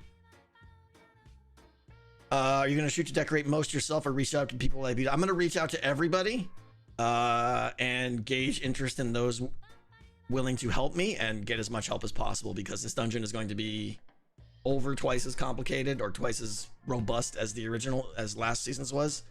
So I need help because I want it to be better too. Not that I was disappointed with how the last dungeon looked. I thought there was some interesting rooms, but it's the aesthetics I want help with. I want to do the traps and things like that, but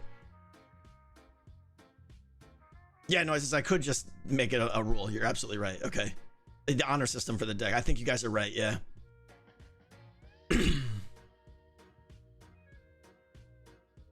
Yeah, Roman, I kind of agree. Thank you for confirming that I'm not a builder, though. I appreciate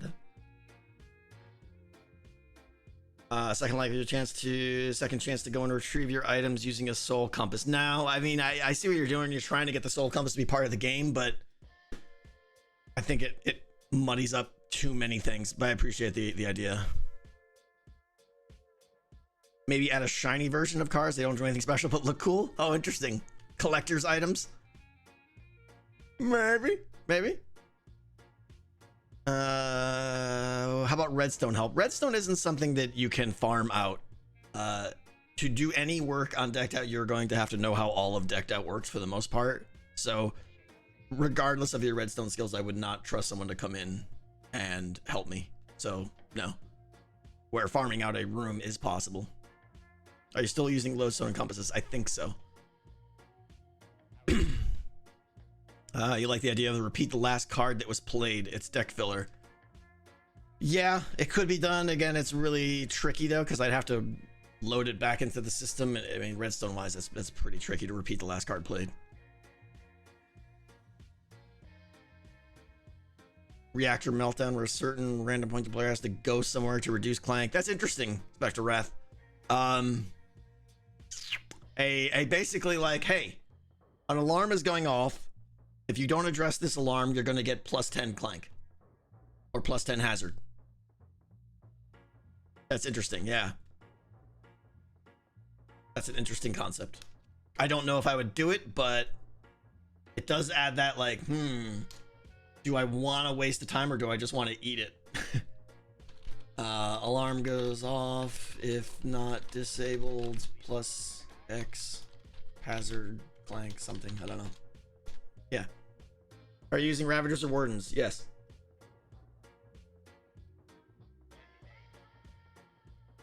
Very much. Yeah, it's clearly inspired by Among Us. Yeah.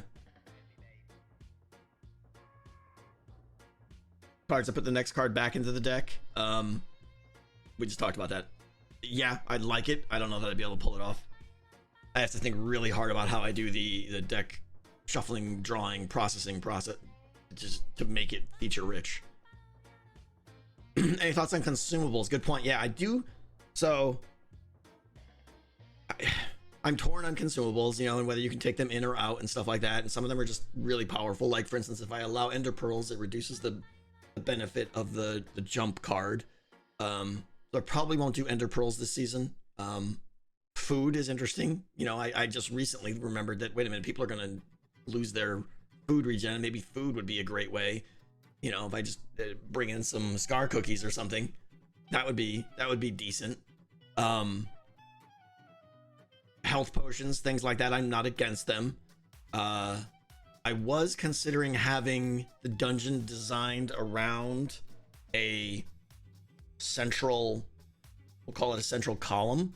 Like, imagine we'll call it a bubble Vader that toggles between bubble Vader and magma Vader, right? In the center of the entire thing, and then floors branch off in different sections, and maybe there's stairs between them, but it's a common area in the dungeon.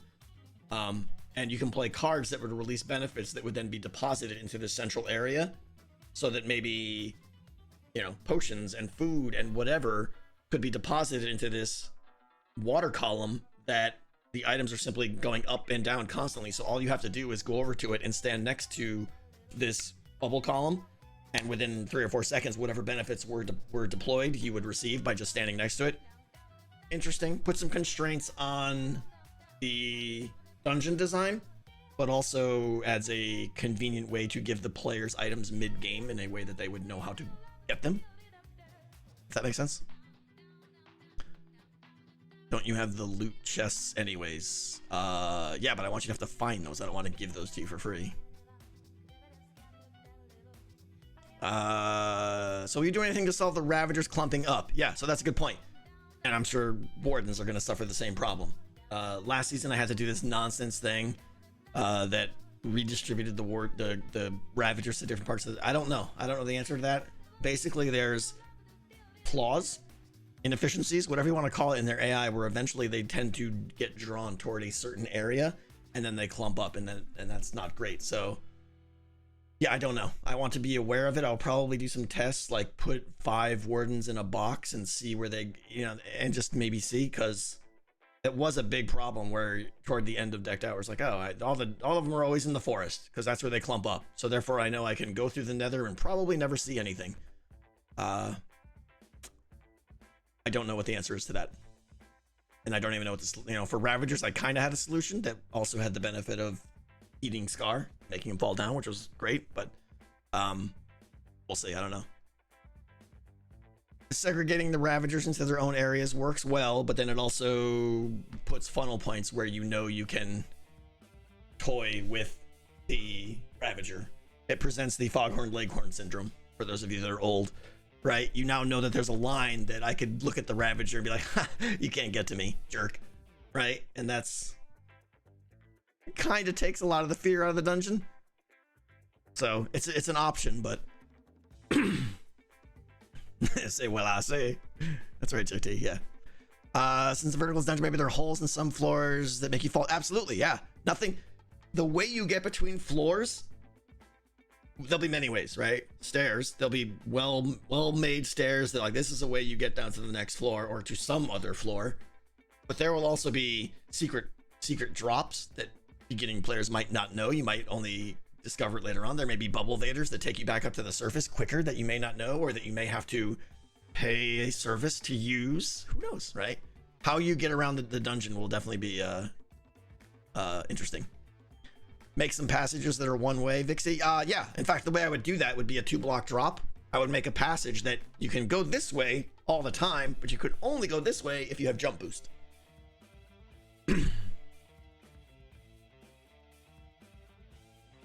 Release some villagers in the dungeon, reset the Ravagers, chase them around. They'll die in 2 seconds. Pay 3 coins to the ferryman. Yeah, exactly. Has the diggy started? No, it hasn't. Too much clank drops you to the lowest level. Interesting. I don't know. There's no way to, like, Prelude, the idea is good, but there's no way I can arbitrarily drop people at any location, right? I have to get you to fall in something or be in something. But maybe. Do you want people to learn the dungeon, or do you want lots of dynamic rooms and doors, etc.? Both. Good question. Learning the dungeon is very satisfying to the player, and they feel like they're becoming an experienced player, and it gives them confidence, and that's a good thing. But I want to throw them some curveballs as well, and I think that's what Hazard will do.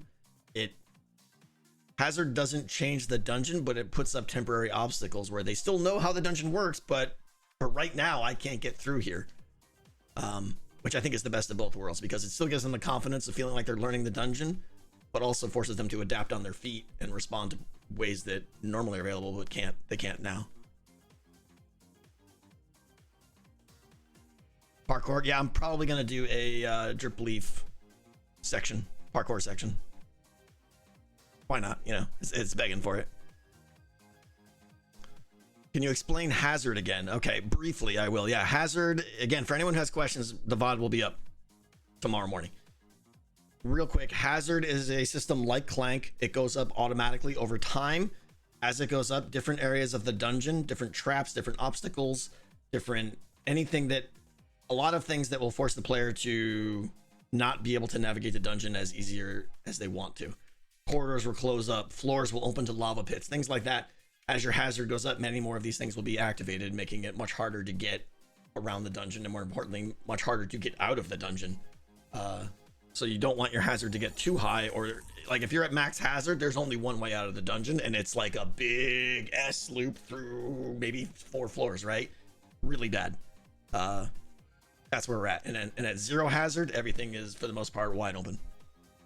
Are you making automatic hidden doors to block paths or change paths? I've talked about that. There's going to be some things that are going to randomly change, yeah.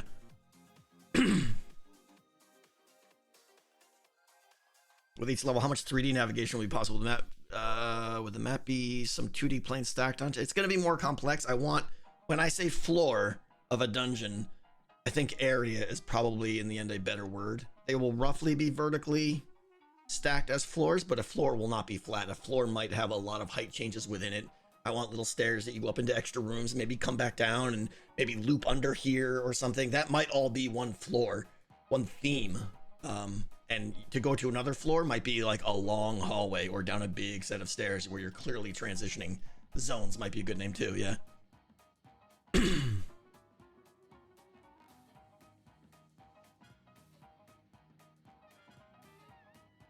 What's up, Cal Brown? How you doing?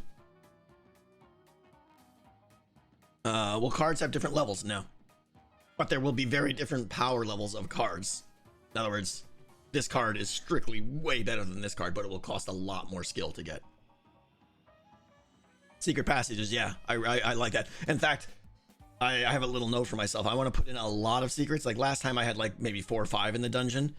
I want to at least triple that and make some of them where, like, you know, I could see when the game is done, I release part of a video or something in a Hermitcraft episode that goes over all the secrets that were not discovered, if there are any left.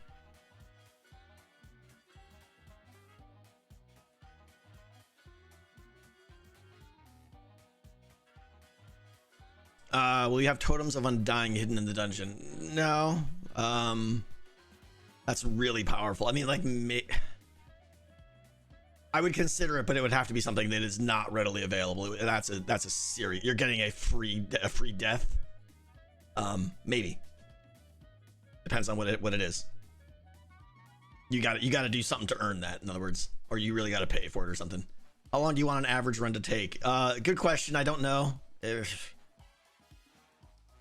8 minutes. Not a long time. And that's average from, you know, easy, which could be 4 minutes, to complex, which could be 20 minutes.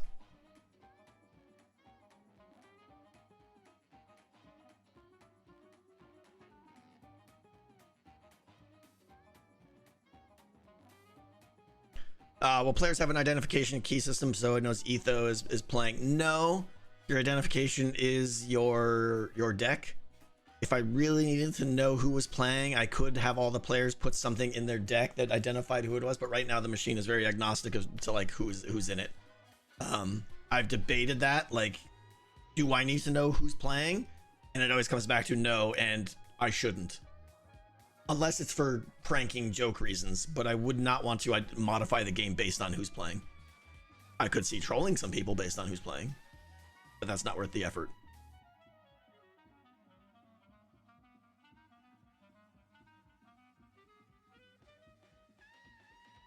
Have you chosen attributes by the player? No. I think that overlaps with cards too much, I think, but...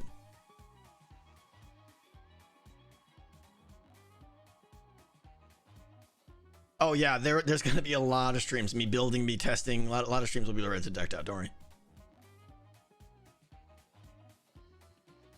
Temporary fire resist, some way given by a card to allow you to pass through fire. Maybe.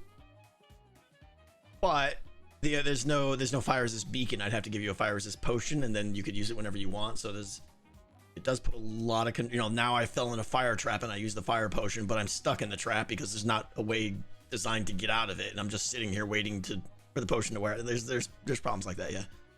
Are you dreaming of decked out yet? Yes. Know who's playing would be cool for the stats, but that's about it. Yeah, I agree. Yeah, I don't know.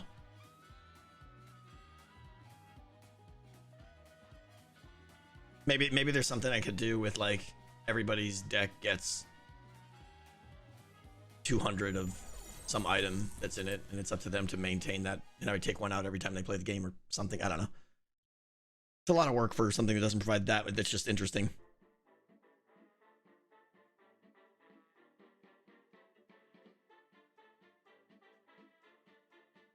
Fall in lava with the potion to get down a few. Yeah, Rose, I could definitely see benefits to the lava, to the fire resist potion, but I also see drawbacks to it, and it allows things that are intended to be done.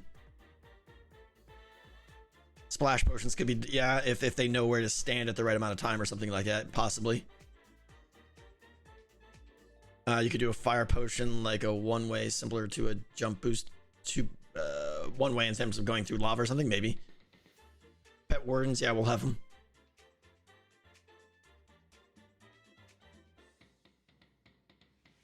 Do you think deadly traps should have an exit? No.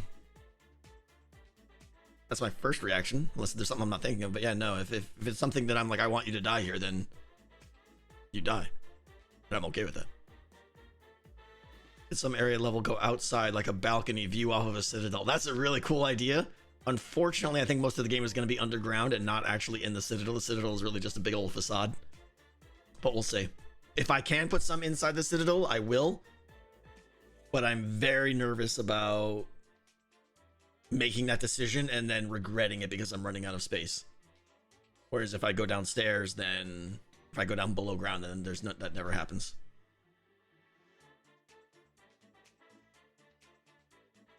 Beta killer, I think that was addressing what I just said. Maybe I'll integrate some of the base, but have you thought about using an allay at all? It crossed my mind, but no, because they'll die too easily and they're just too hard to get. And yeah, is coffee gonna sponsor the stream? Probably, yeah.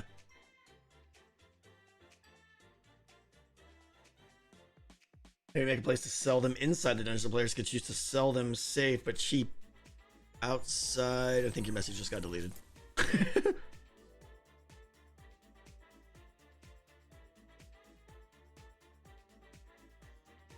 You already have a rough idea? No, I don't have any idea. I will be starting the right now. I'm at a weird spot, right? Do I want to continue working on Decked Out, or do I want to make a Hermitcraft episode? A lot of what we just covered today, if I'm honest, well, yeah, no, it's no problem. That's what I figured. A lot of what we talked about in this stream will be in a Hermitcraft episode coming up very soon, if not my next one. So you guys are gonna have to have patience for that. The point of this is for me to get it out and to get some good feedback, so that when I put it in a video, it's gone through at least the first pass of, like, what I'm hoping is I said something today and someone was like, you idiot, did you think about this? And I go, oh yeah, you know, and then I scratch that, you know.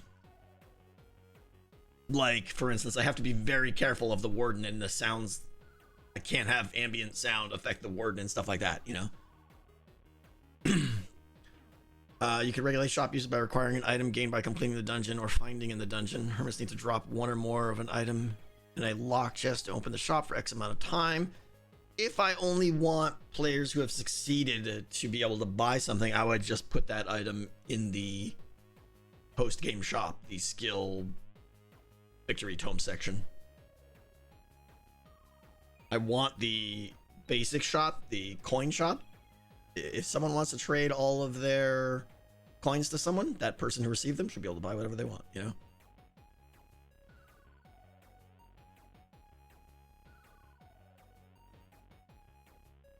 How did you make that 3D worlds? Someone did that for me. I didn't do that.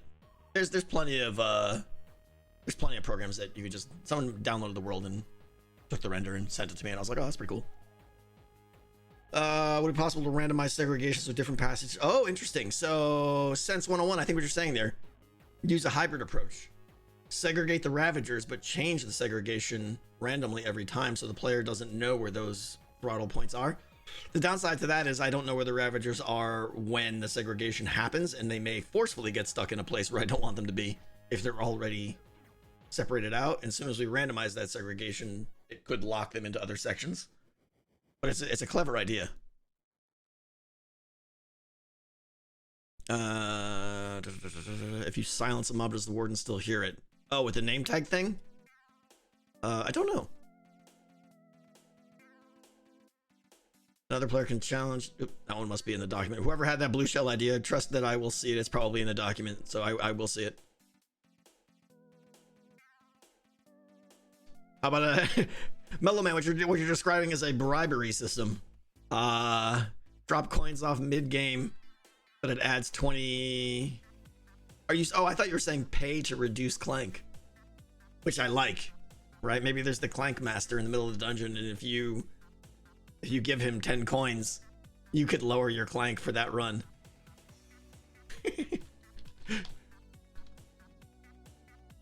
It would be expensive, but I could see it being useful potentially. You know, or hazard or something. Like, I can't get out of this dungeon, I'm going to pay to lower my hazard by 5. Pay coins within the dungeon to lower clank hazard. Who knows? These are ideas. Or increase clank for cash. Why would you? Oh, I see what you're saying. Sorry, the reverse. Plus 10 clank and you give me coins. I don't like that. I don't like that, because if someone's found a way, that's a get rich quick scheme if someone's found some loophole or something.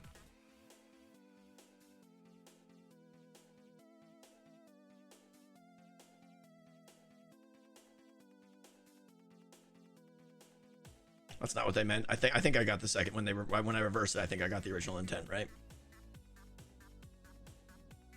Oh, make sure you get the coins at the end of a run at the cost of Clank. Like a safety deposit box? So like, I've earned 10, I found 10 coins. I put them in a box. Clank goes up by 3, but I know that those coins will be in the victory room. Is that what you're saying? Which is interesting, if so.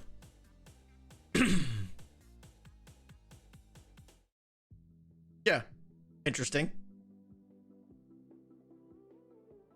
Will there be a cake room? I hope so.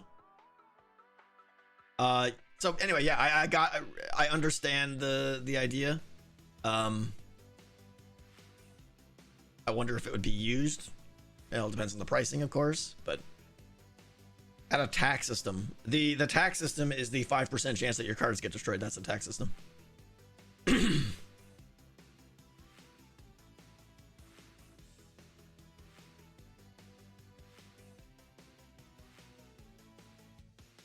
Does anyone, and I'm probably going to get spammed here, but as I'm starting to think of the actual layout of the dungeon, you know, my first step is going to be, okay, what themed areas do I want? I'm going to do that first. And then I'm going to start actually getting into thinking about how the dungeon is laid out. I'm debating, do I just build that in a creative world, or are there some good tools out there that would allow me to design a block-based 3D dungeon quicker than Minecraft? If anyone knows any that they think would be, I mean, you know what my task is, right? Design a dungeon in Minecraft. I'm leaning toward, I just think it's going to be easier to do it in a creative world and use Minecraft. But using world edit and stuff. But Magic of Voxel, I don't know what that is. And again, like any complex tool that's like building voxel characters and stuff, like I just want a map editor that allows me to like put a room here, staircase here, room there, hallway here, dungeon scroll. I'm gonna write these down and I'll check them all out briefly, but I'm heavily leaning toward Minecraft is the answer, but it could get tedious. Some of the D&D tools, yeah, I know. I looked at one or two already.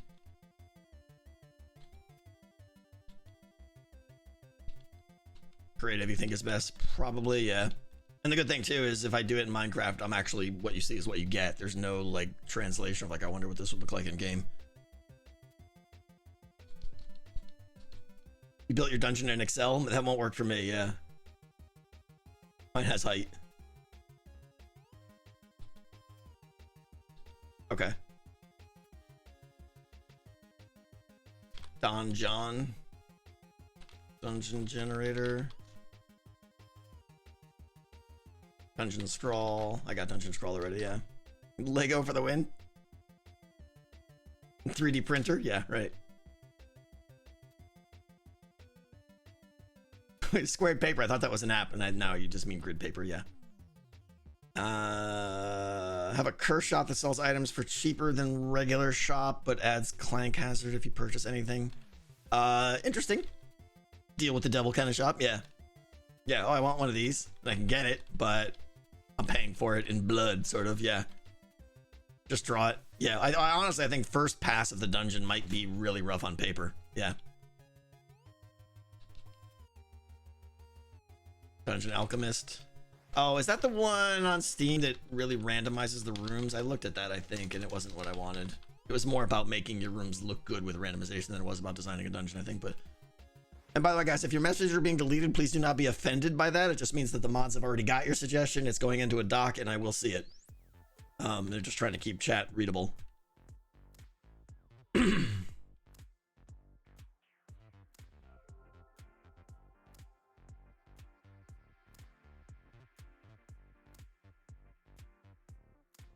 All right. Last call. I think I'm gonna wrap it up, unless there's any other. Obviously, this is not the end of this. Is the beginning, right? We're gonna be a lot more live streams and stuff.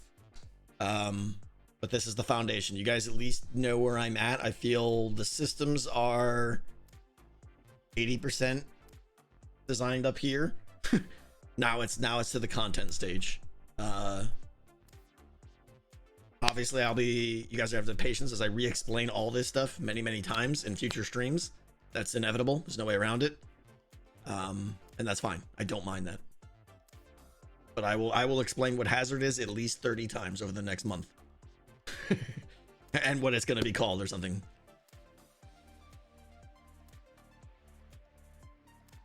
Okay, I appreciate you guys hanging out. The viewers have dropped off, which I expected.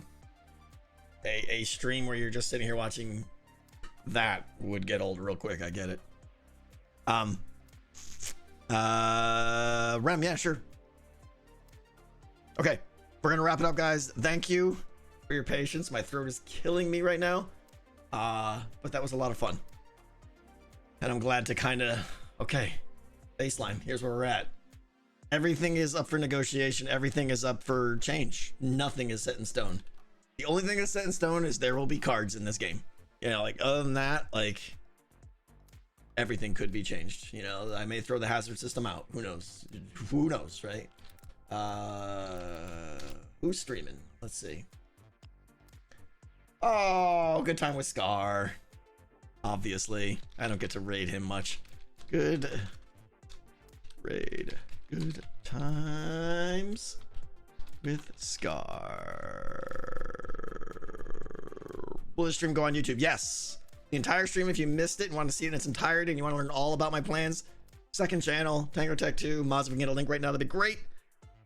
Follow, subscribe over there on that channel. All my streams go up there, and that is the preferred way for you to watch them.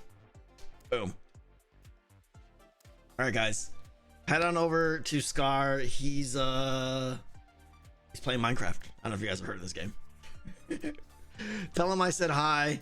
Tell him I'm okay with him stealing whatever he needs to steal with me. And you guys have yourself an amazing day. And I'll see you Wednesday, probably. Who knows what we'll be doing. All right, guys. Bye.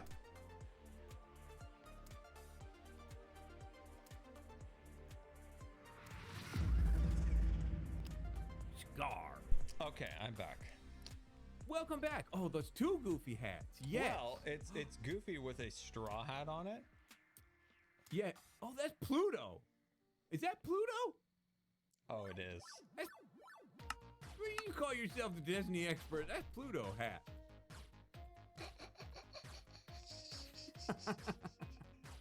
All of that work. All of that work.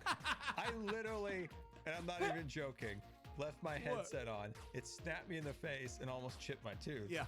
For Yeah. a Pluto hat. And I'm talking about Goofy.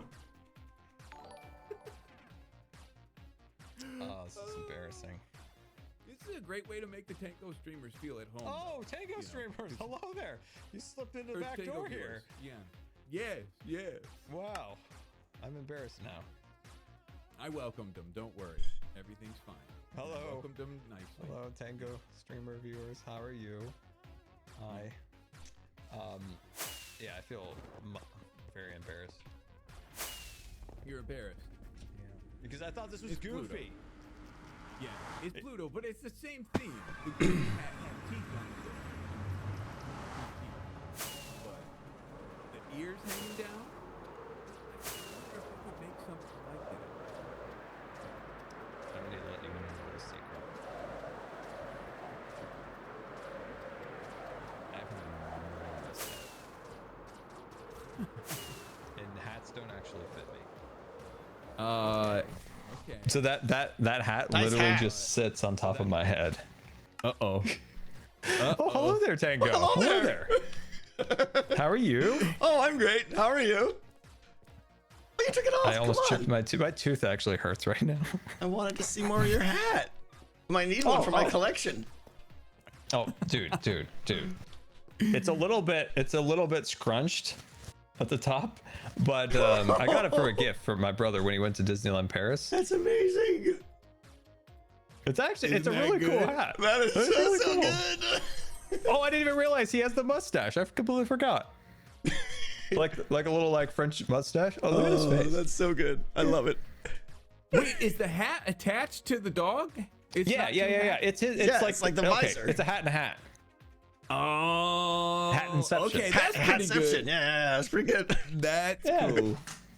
Okay, I like That's that. great.